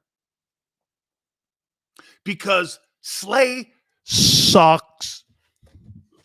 Anyone that will listen, Darius Slay blows this year. And it's a $14 million waste of money. SOS. April of next year, the top pick for the Eagles will be a corner because Slay blows. No play Slay. You're welcome. You're welcome. No play Slay. No authority Nick. You got to love Howie overcooking this thing, man. How about this? You're not going to go to the Super Bowl because it's that you don't not have the talent or the quarterback. You're not going to the Super Bowl because your entire organization is overthinking it, like the Cowboys. You're the Cowboys right now. You're the Cowboys. Say it. You're the Cowboys. Your coordinator's terrible on offense. Your defensive coordinator is, I like him. Your offensive coordinator's horrible. His situational play calling, horrible. You can't get Goddard or Devontae Smith going because Howie made a move for Swift, who he's losing in the offseason anyway.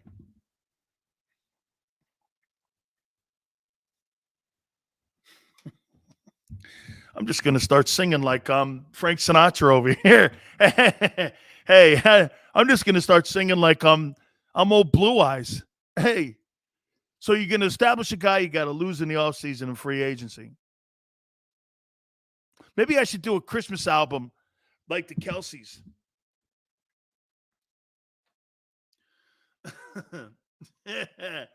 Oh, you ain't seen shit yet. Julio, number 3 is a good spot. He still draws attention. Yeah, Medicare.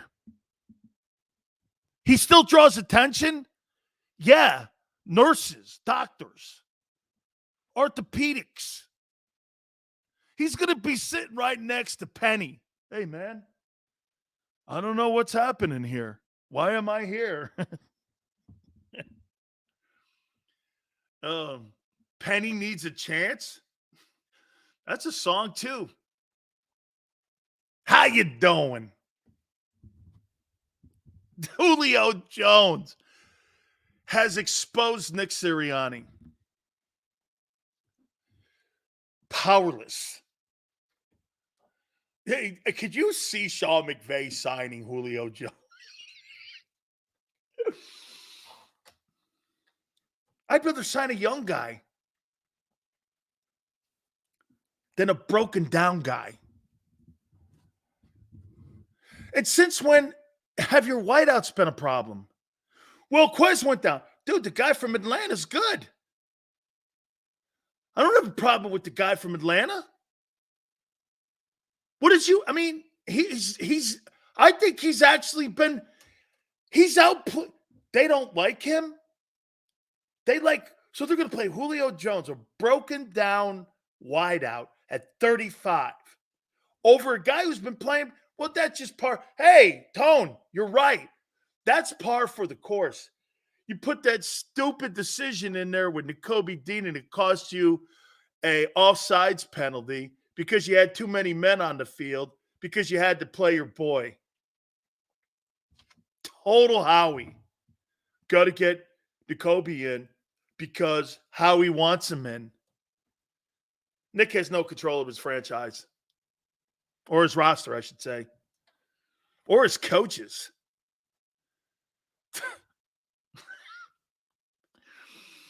Okay, so wait a minute. Nick made the call then to hire Julio Jones. Is that what you're saying? That's Nick's call.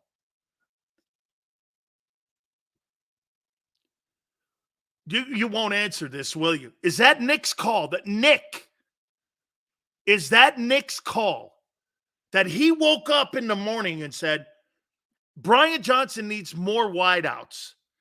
Even though you can't get Devontae Smith or Goddard going, you need another wideout. He made that call. Hey, Howie, I need another wideout. Well, it's about as good as that decision that you made to throw the ball on 3rd and 11 at the end of the ball game that resulted in a pick that everyone knew was coming. Dude, you're so predictable. Everything you're doing is overcooking. This thing's overcooked, dude. Way overcooked. Let these guys be these guys, man. You know what's happening? Little Jimmy Johnson, Jerry Jones factor. Howie wants the credit for everything. His ego, Julio Jones,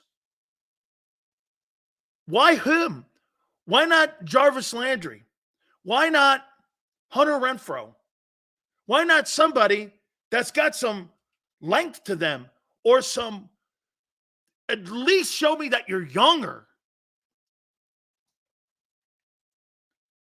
Julio Jones is going to help your red zone at 35. He hasn't helped the football team in 3 years, but he's going to help the Eagles. You'll see. You'll see, Sills. I promise you.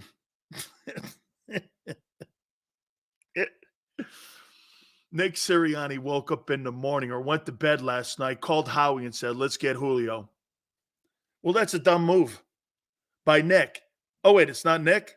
Your stupid coach made that move? Okay, well, if he didn't make the move, then your dumb GM made that move? Why? What does Julio Jones bring to your team to help you and help the flow of your offense? I would have got Leonard Fournette. I would have got Leonard Fournette. He makes sense. Yeah, I know. He's fat. This guy's broken down.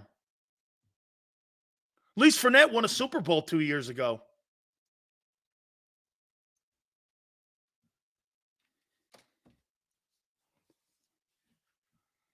Hiring Julio.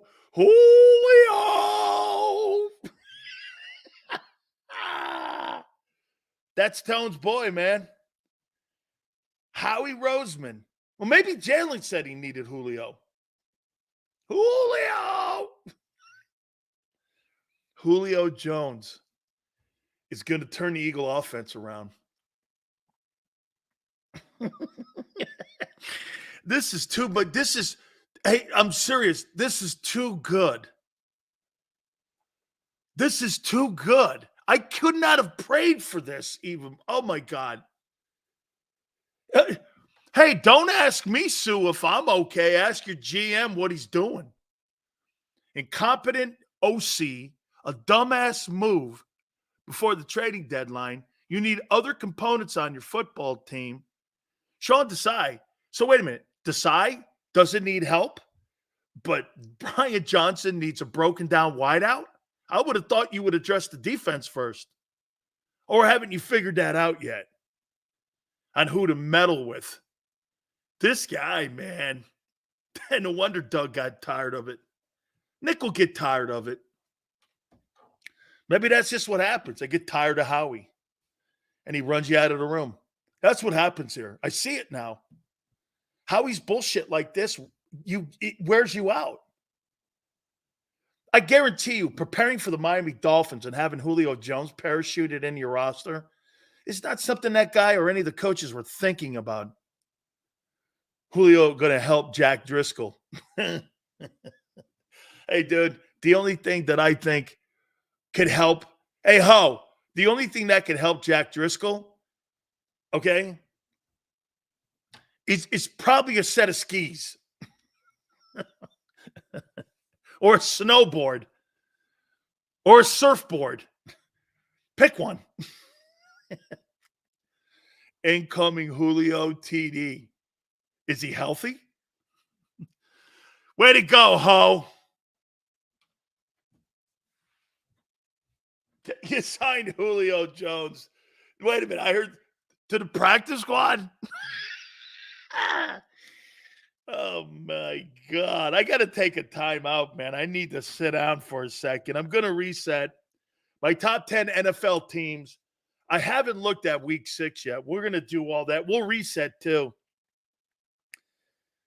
Oh, man. Yeah. Thank you for Julio. Julio! Power Hour. Hit the like button. Keep it here on the National Football Show.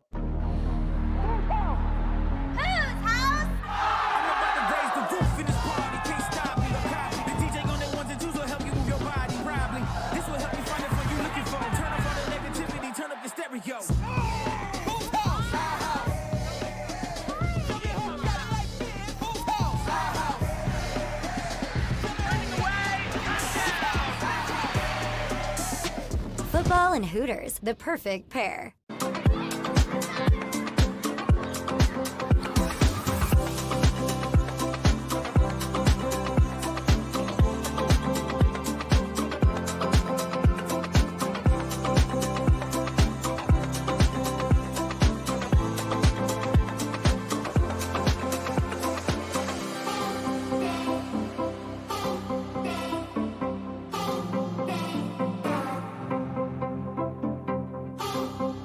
If you own a company and you're not producing a podcast, you're missing out. The public consumes messaging when they're ready. Join the professional podcast network of companies and let JAKIB Media Partners put you in the podcast arena. Come to our professional studio or we'll come to your place of business and professionally produce your company podcast. Call JAKIB Media right now at 267-261-3428. 267-261-3428.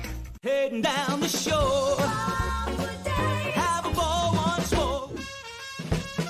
Here, imaginations run wild and time stands still.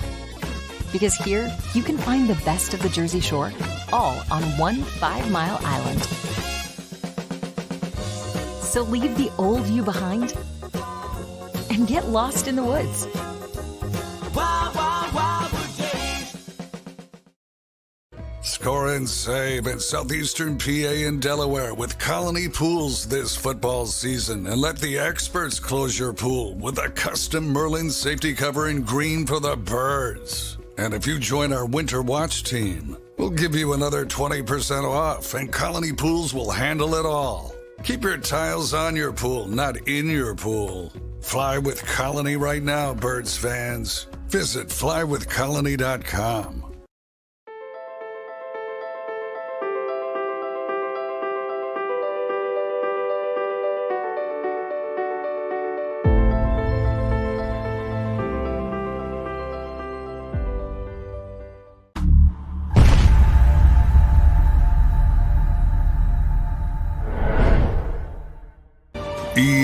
EAGLES, Eagles.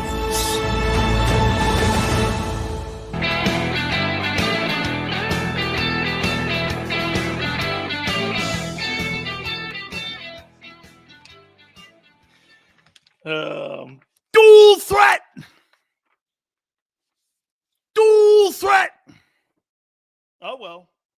Our first dual threat's out. Anthony Richardson, done for the year. Because, you know, there's high ceilings for dual threat guys. See, is Fields playing this week? Fields, Anthony Richardson. Just keeping tabs on dual threat.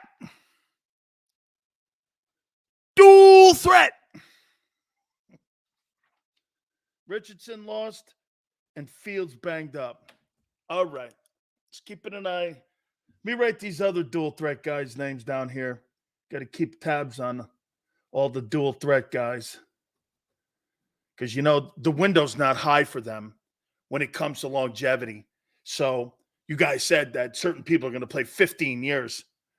One guy can't even get through his rookie year. And he's bigger. But hey, it's just coincidence. Let me write that down over there. Yes, sir.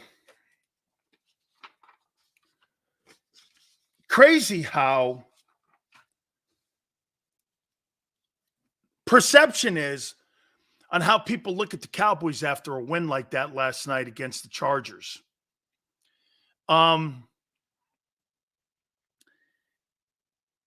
That did not impress me last night.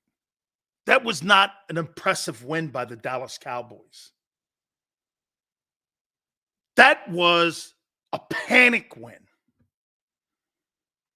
Did Mike McCarthy change my opinion of him as a play caller? No. How about this?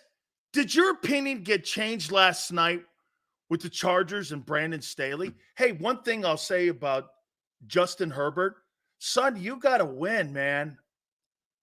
You've got to win some ball games.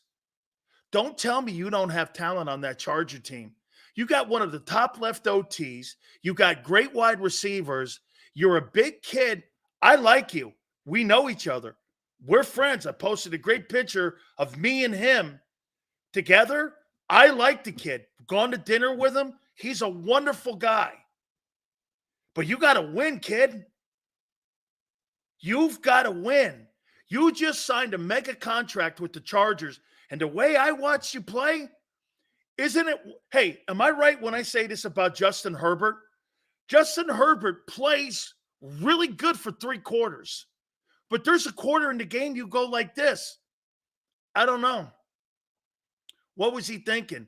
And you can't blame that shit all on the coach. Okay? You just can't blame that all on him. Gotta win, man. You know, I'm watching Brandon Staley when the kid runs off the sidelines and Brandon Staley goes, that's a big-time throw.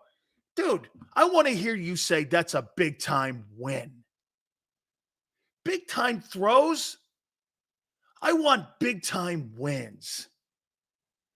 Damn, dude.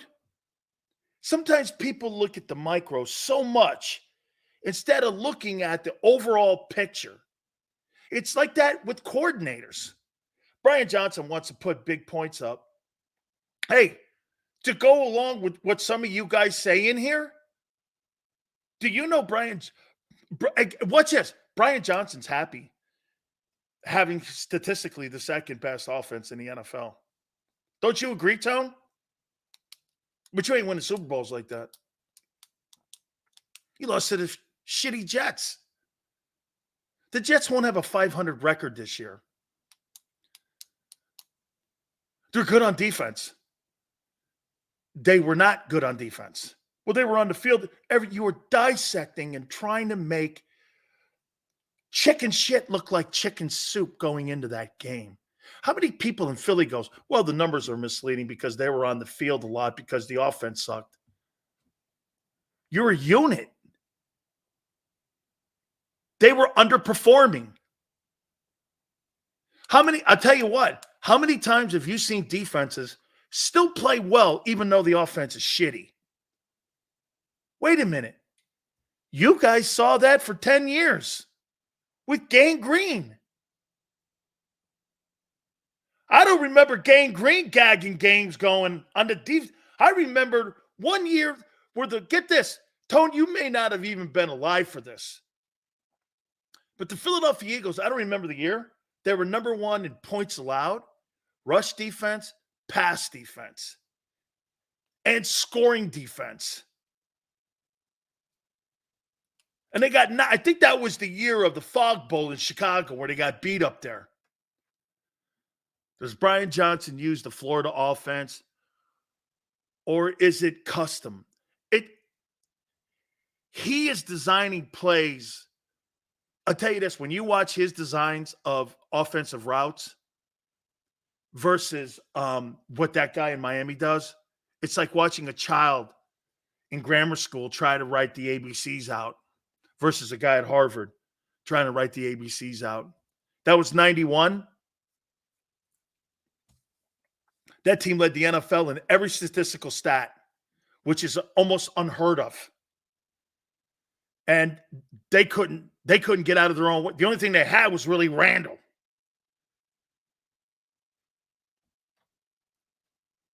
Okay?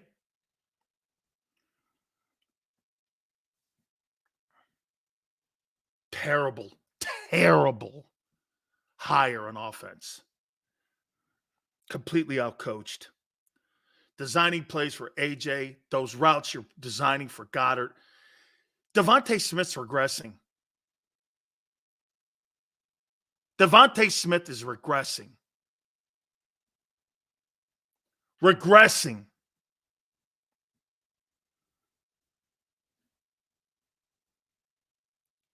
Tone, what's he trending for? Can we look at what he's trending for?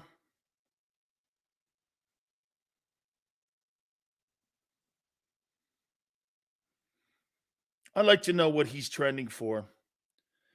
Devontae stats. Devontae Smith stats.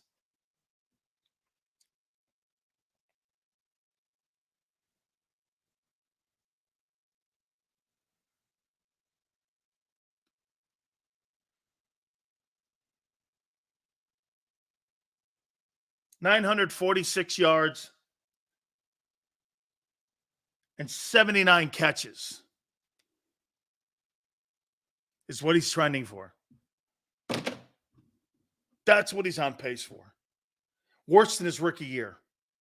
Whose fault is that? Devontae Smith's a number one? Those aren't number one numbers. 79 catches for 900 yards.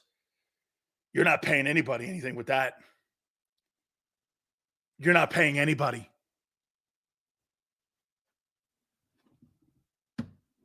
He's on pace for 900 yards. Why is he falling off? Get this. He's on pace to have almost 25 less catches and 300 less yards. Because you want to get Swift involved in the pass game? See what Dallas Goedert's on pace for. Guy you're paying $15 million to. So it's not just a guy. You're also paying $15 million to him. Dallas Goedert stats.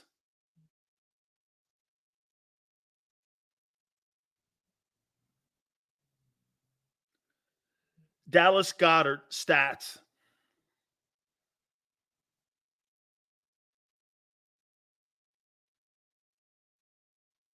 There we go. Dallas Goedert's on pace for 700 yards, 50 catches. Fantastic. You have stunted your entire passing game for one guy, and that's why you're in every football game. And you sign Julio Jones. You must not be happy with Devontae. One ball?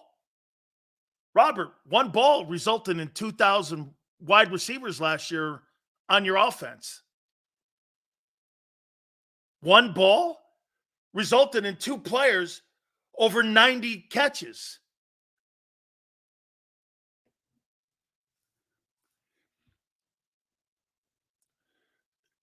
So Smitty's regressing, or is it the offense? Well, what have I been telling you today? The offense is regressing your other skilled people. Look at how they're trending. But you're trying to tell me we're second in offense.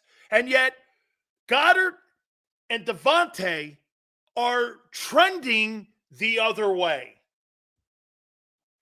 And Jalen is trending for more turnovers than any time in his career. How is that your offense is in a good place? Two offensive guys are not going to nearly touch what people were expecting. Your quarterback's turnovers are through the roof. He has 8 on the year. Is that Jalen's fault? Yes. He's part of what their game plan is. Why doesn't he step up and say, I don't want to do this? And when you hear, get this, and when you hear, look at Cody, 22-2. 22-2, and your quarterback has got more turnovers and the other guys in your offense.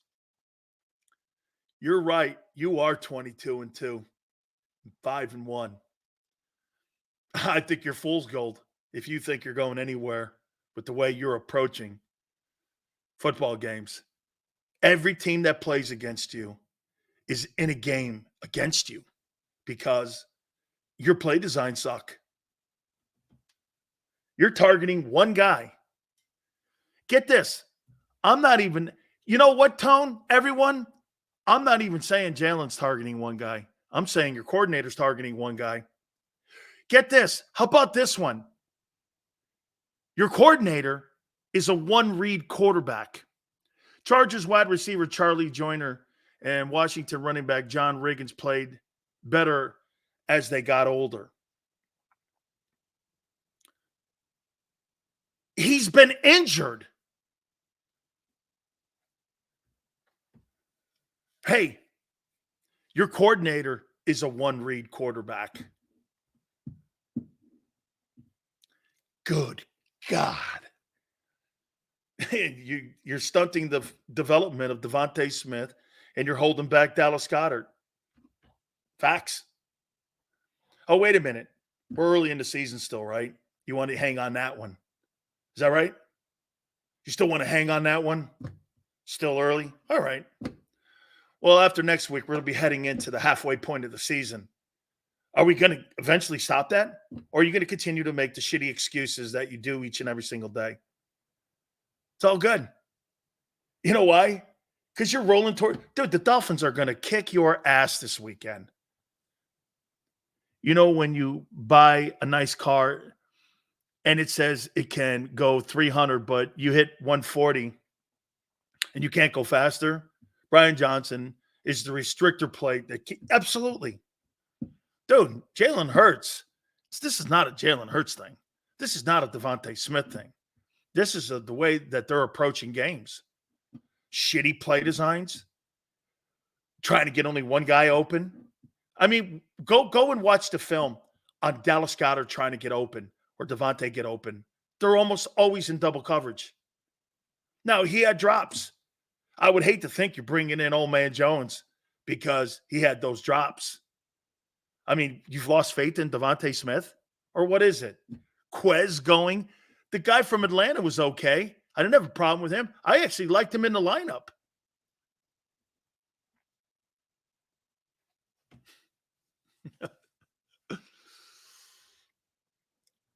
Callie Green is trying to say that I invented the fact that your offense looks the way it does because you're play caller, and he's happy with the way. Get this. He said it today at the press conference, Callie Green, that he's happy with the play differential, and he was happy that they threw the ball 45 times. He was happy about it. I think not Johnson. It's Jalen, one-read quarterback. Dak Reed's defense is better than Jalen. He does, but he throws – but Mike McCarthy's a horrible play caller. Ask Aaron Rodgers. Hey, what do you think you need on your team more, Julio Jones or a DB?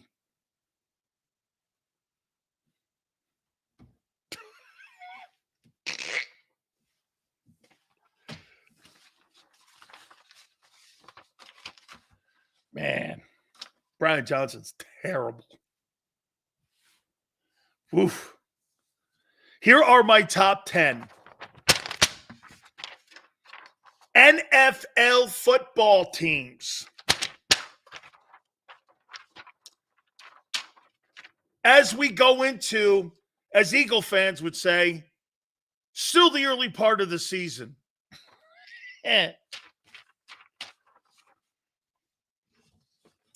Hey, we're almost at week 8, Sills. Still early. Okay. Whatever excuse you want to use, it's all good. My top 10 NFL football teams.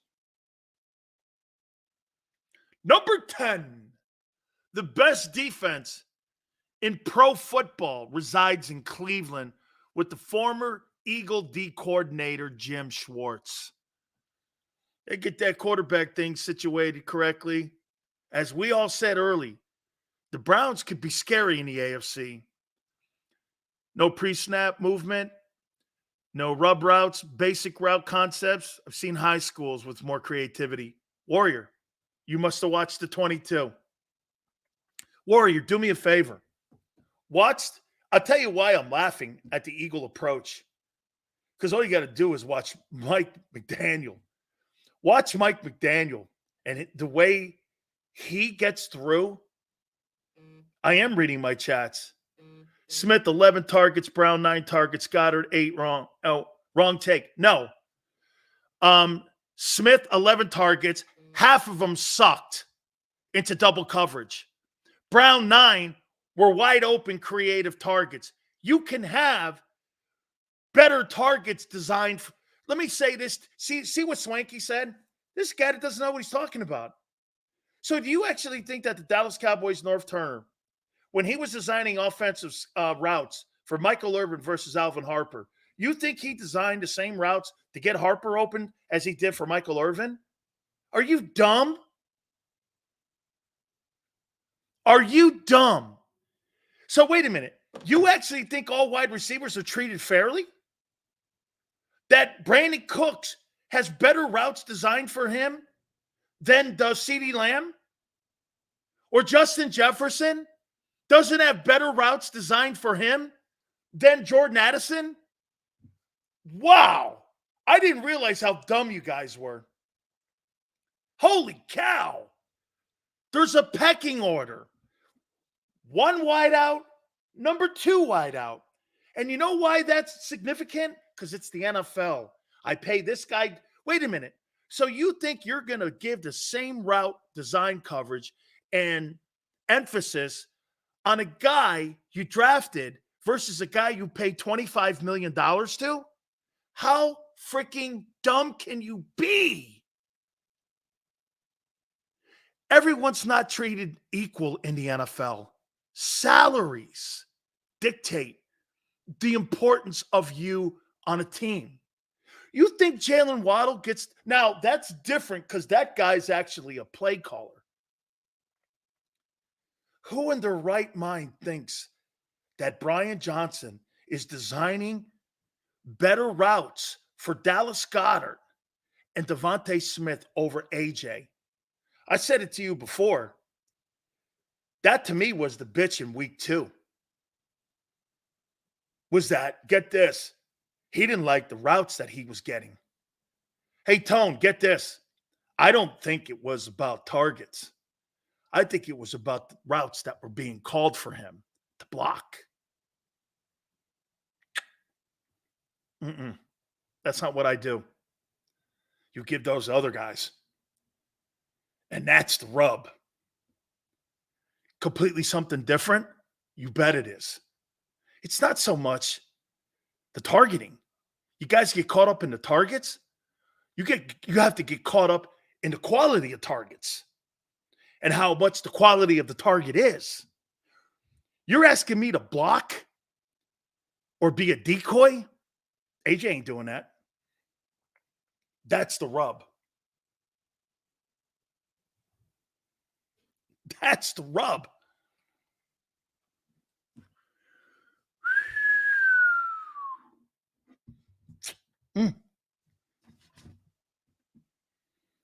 guys look at it.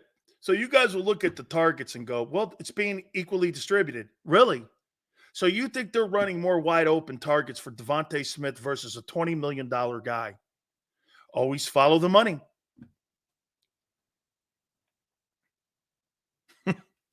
Remember something.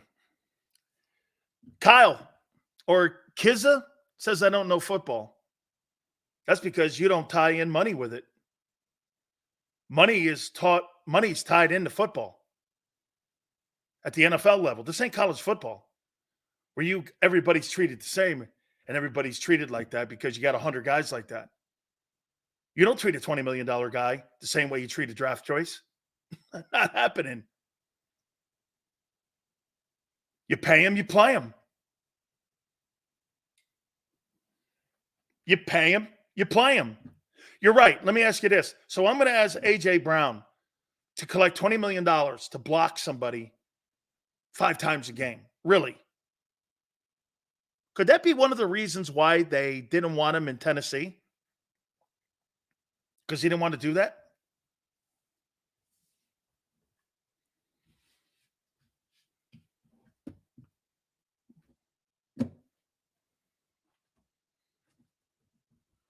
Maybe he didn't want to do that either there because he surely doesn't want to do it. And by the way, hey, son, do me a favor. Stop quitting on plays. That may help your quarterback out a little more. Stop quitting on plays. Might help you out. It might help your QB out. Complaining and quitting on plays. He gets all the quality targets. And he still has the audacity to quit on a play. Keep running, kid. Keep running. The quarterback would have put it right on you. Jalen threw a perfect pass that throw. Threw a perfect pass.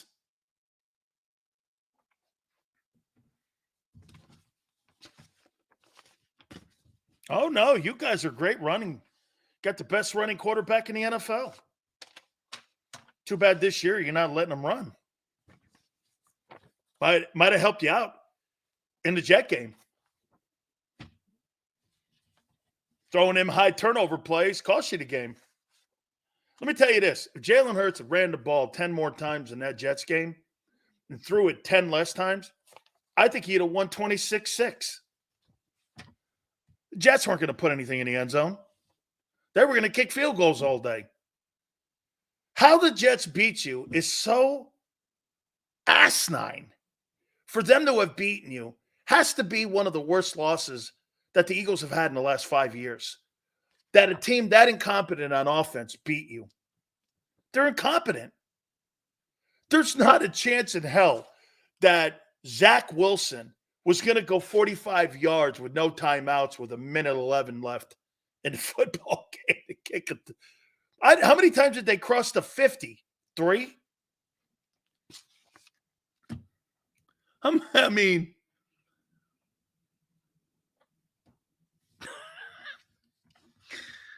oh my God. Fantastic. I mean, how about this? Let me say this to you. Is that the worst loss that Jalen Hurts has had outside of the Super Bowl since he started? Yes or no?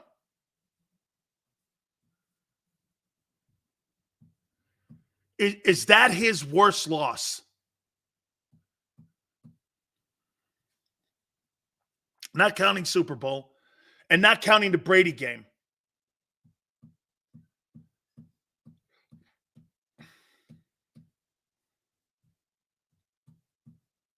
Nothing? I didn't think so.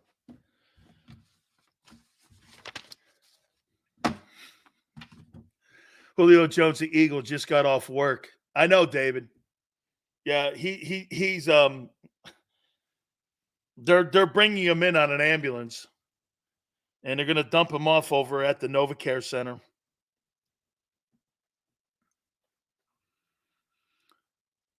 Yeah, hey, Robert, that Giant game in the Meadowlands. That Giant game in the Meadowlands was bad. And not the Dimes Jones game, right? Not the Flacco game, because I don't think Jalen played in that game. Okay.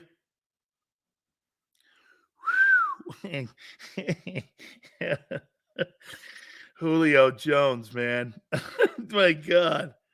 This is freaking unbelievable. Julio Jones. Oh, my God. You know who he is? He's going to do it to Deshaun Watson. He's going to get hurt, and he's going to collect his last year of pension. So, oh, my God, man. This guy's a walking injury. And he's stealing money from the Eagles. You'll think the Robert Quinn sign was better. And I got this is the Big Sills top 10 NFL teams. Next year, we brought back. I'd rather have T.O. Calvin Johnson's only 38. Why don't you go sign him? 38, Calvin Johnson. Why not sign D-Jax? Oh, man. Why not? Hey, why not sign? What's that one guy's name? What's the one dude's name, man? The guy you had here. Jeremy Maclin. Why not sign him? Why not bring Alshon Jeffries back? Shit. Come on, ho.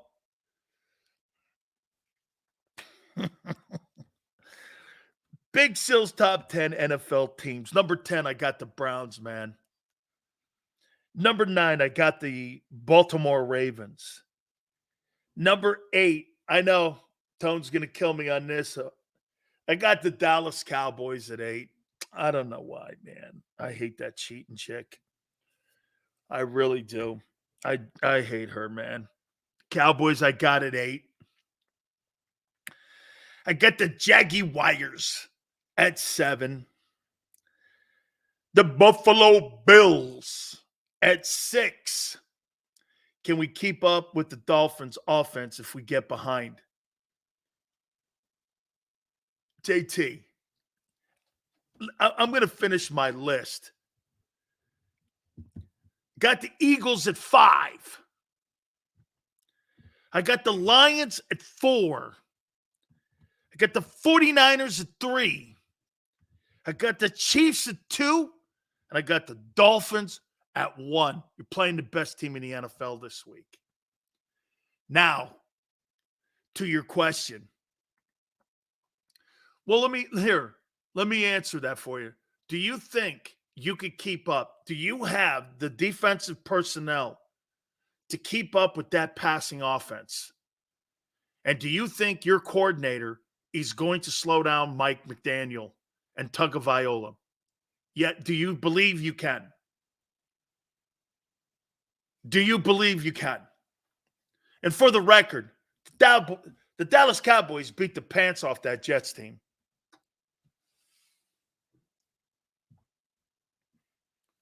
Okay, so Ray, who you putting on Hill? Who you putting on Hill? Just curious. Who are you putting on Hill?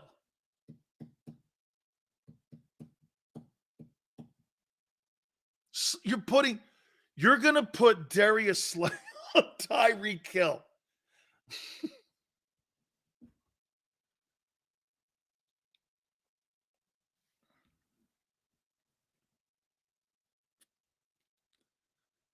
It's 200 yards. Bradbury's going to be on Jalen Waddle. Hey, Cody, they got Slay on Tyreek Hill, who's in the conversation for the most valuable player award and is averaging 140 yards a game. Okay. Double team? So that means Waddle's open. Right? Nakobe Dean on Hill. I can't wait to. Oh, my God almighty, man. I do not see good things happening here. I have no good of a feeling here. By the way, can somebody tell me what the number is? Who's favored in this game? I'm curious. It's at the link. Who's favored in this game? Are the Eagles favored against the Dolphins? Are they favored? Are the Eagles favored in this ball game?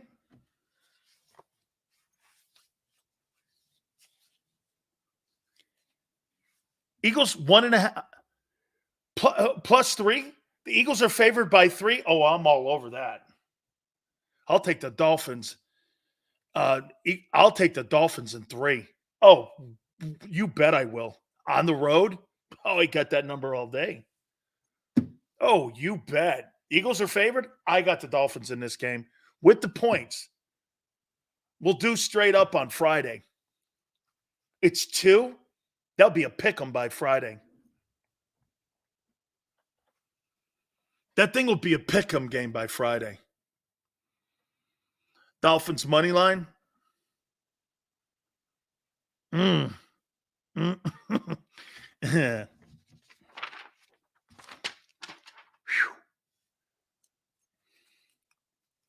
You bet. I'm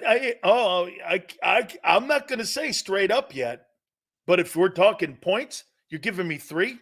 Oh, I'll be taking the Dolphins in the 3 when it comes to points. I'll tell you what I'll do straight up here, what happens. But, you got to put this quarterback out like you did. My opinion, you got to take him out. You got to take him out. All right, I want to look at week 6. We didn't do that yesterday. So we will look at week 6. Please hit the like button. Keep it here on the National Football Show.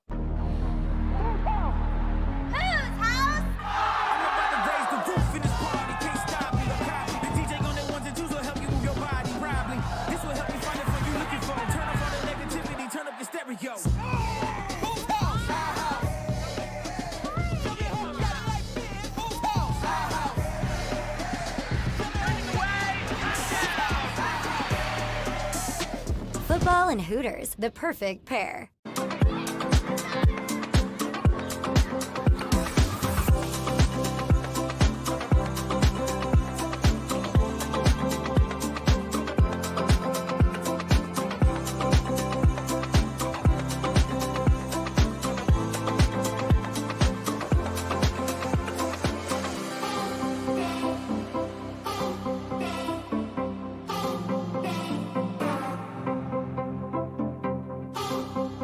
If you own a company and you're not producing a podcast, you're missing out. The public consumes messaging when they're ready. Join the professional podcast network of companies and let JAKIB Media Partners put you in the podcast arena. Come to our professional studio or we'll come to your place of business and professionally produce your company podcast. Call JAKIB Media right now at 267-261-3428. 267-261-3428.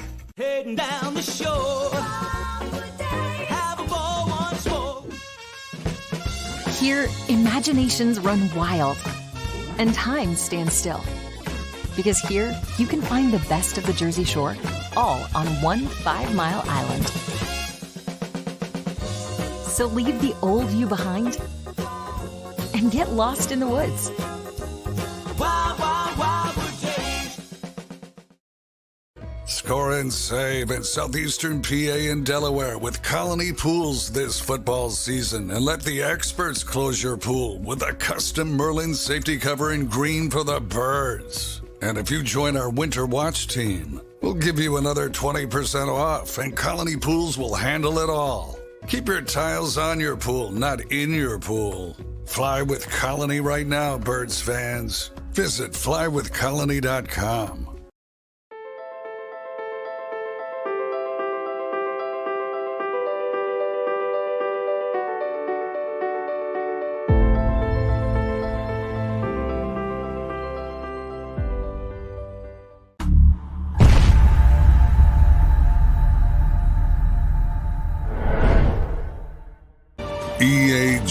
EAGLES, Eagles.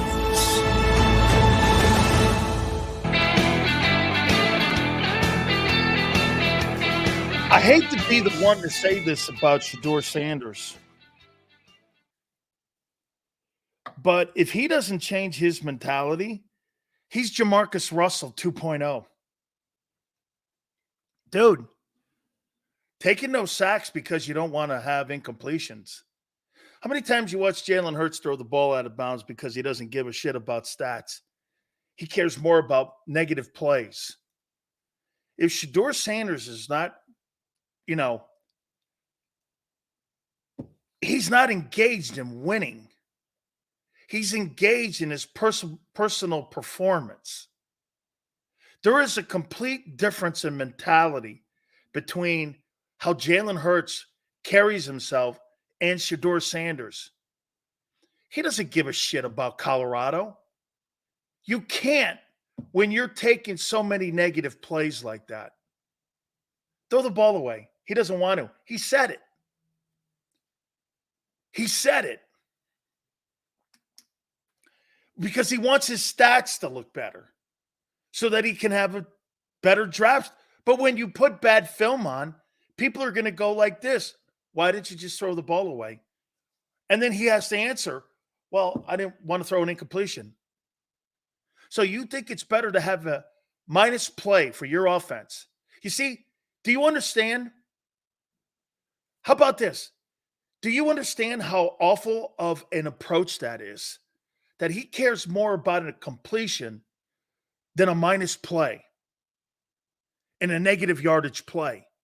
Jalen Hurts would never think like that. Okay? I'm not even sure Prime would think like that. You've got to change that mentality. That's a fundamental flaw in his processing of what and how you win games. He's not about winning games. He's about looking good. And this is kind of some of the stuff we talk about when we talk about perception. He'd rather have you, when you look at his stat line, look at the stat line and go, wow, he's got a high completion percentage, and he does, but he sure takes a lot of sacks. Why is that? Watch him in games. And then I've never had a quarterback ever in my life admit that. Yeah, I don't want to have negative plays because I don't want to have negative stats. Eagle guy goes, Prime endorses that. Well, then you got to really fundamentally ask the question, your approach, is it more about making your son look good, or is it more about really turning Colorado around? Is it about getting your kids drafted? And by the way, I don't want to float on that angle because would I do everything possible to get my kid drafted as high as he could? Absolutely. Absolutely. Okay? Totally true. I would too. But at the expense of the other kids in the locker room, the other 83 guys, he's got a couple sons in there. Man, watch him take these sacks when you watch Colorado play. He cost him the Stanford game with that mentality. Dude, I'm not drafting that guy. And do I think he's got exceptional talent? I do. He's poorly coached. And I can't believe Brady would subscribe to that, where a quarterback would rather take the negative play and the minus yardage play than an incompletion. Seriously? Who in their right mind would think that? That's how you would and who you would want quarterbacking your team. Hey, don't worry about it. Just, throw it out. Take the sack. Don't worry about it. Take yourself out of field position for a field goal. And let's lose yardage. And it's a field position game. That's crazy. And the more you watch Shedeur Sanders do that, the more you come to the realization. By the way, I think that guy Caleb Williams is overrated. I don't see it. The stat line gets you drafted. Absolutely. Rage. All Brady did was win, but his stats were okay. And he was a 6th-round pick. Blame the scouts. But Warriors onto it. All the other guys want their stats to look good for draft status. Brady didn't concern himself with that. That's why he didn't really start when he was at Michigan. And Lloyd Carr hated him. But then he did enough that final year to win an Orange Bowl, I think against Bama. And he did enough, but it wasn't enough. But Brady was more about not the statistical angle, but more about the cerebral angle on how to win games. That ain't it. That ain't it. By the way, Name me a quarterback that Lincoln Riley has produced that went on to an NFL career where you went, wow. Name me one. He can't recruit one defensive football player to save a life. His USC program got destroyed by Notre Dame, which is a good program. Name me one. Name me one quarterback that Lincoln Riley, the most overrated coach in the country, and a guy the Eagles were thinking about hiring. Well, wait a minute. So you think Lincoln Riley's going to hang his hat on Jalen Hurts? Saban's already taking credit for that. Or wait. So 1 year with him, you think Lincoln Riley did all that for Jalen Hurts? Then why did he get drafted in the second round? If he did so much for Jalen Hurts, why did he go in the second round? She'd got Baker Mayfield drafted number 1 overall. The combine gets you drafted. You train specifically. Yeah, get this, D. You train for drills you'll never do again in your entire NFL career. And yes, Caleb is overrated. That defensive coordinator, Kelly for Colorado, blows too. He does. He's terrible. Now, they got terrible personnel there too. Okay? Lincoln Riley, what has he ever won? Oh, yeah, he's 22-2 also. Lincoln Riley is 22-2 and 5-1 too. What's he won? Nothing. He can't even beat Utah. Has that guy won a Pac-12 title yet? Has that guy won? How come every time that guy gets into a significant game with a Power 5 team, like from the SEC or other teams, he gets wiped out? Name me the most significant win he's ever had. One.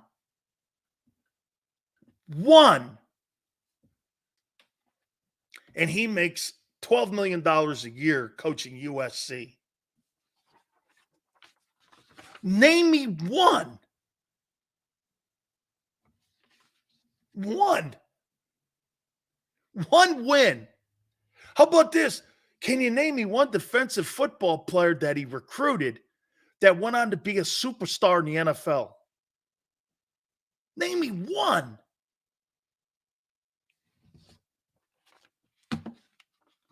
USC used to be a place where defensive people, the kids in Los Angeles, they don't want to stay there. They're going to Southeastern Conference, where Howie shops. Howie shops at the SEC now.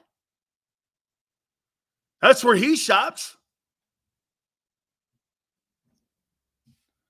The best quarterback in that conference is up at Washington. And maybe Oregon State. Jesus. Hey, real quick here, I'm not going to go through all of them, but from Sunday, we didn't get a chance to hit it. Ravens now go to 4-2. Lamar, 223 throwing, 62 running.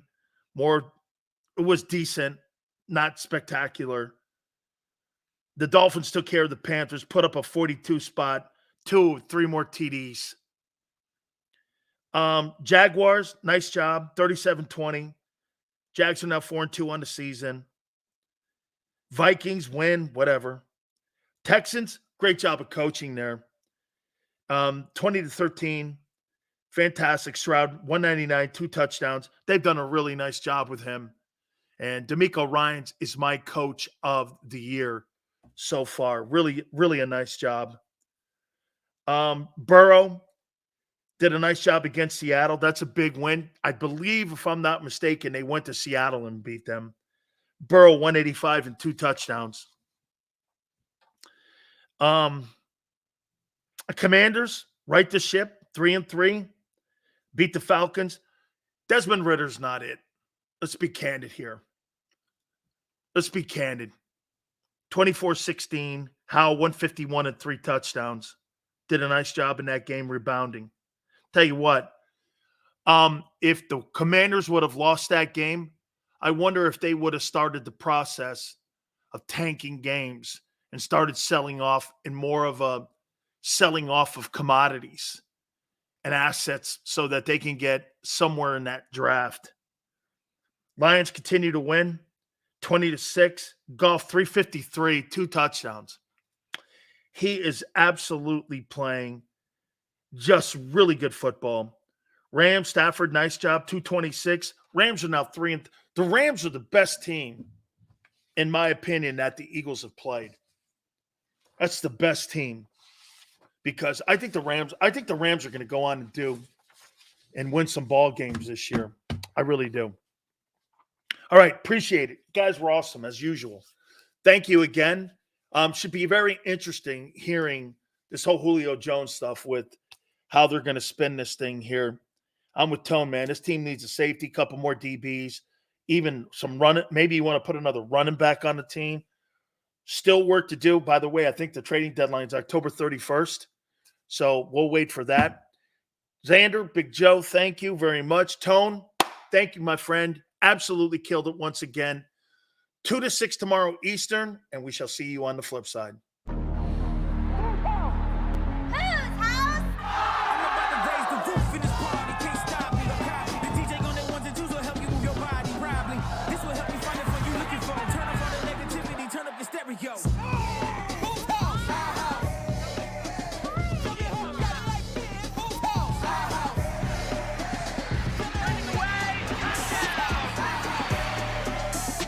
Football and Hooters, the perfect pair.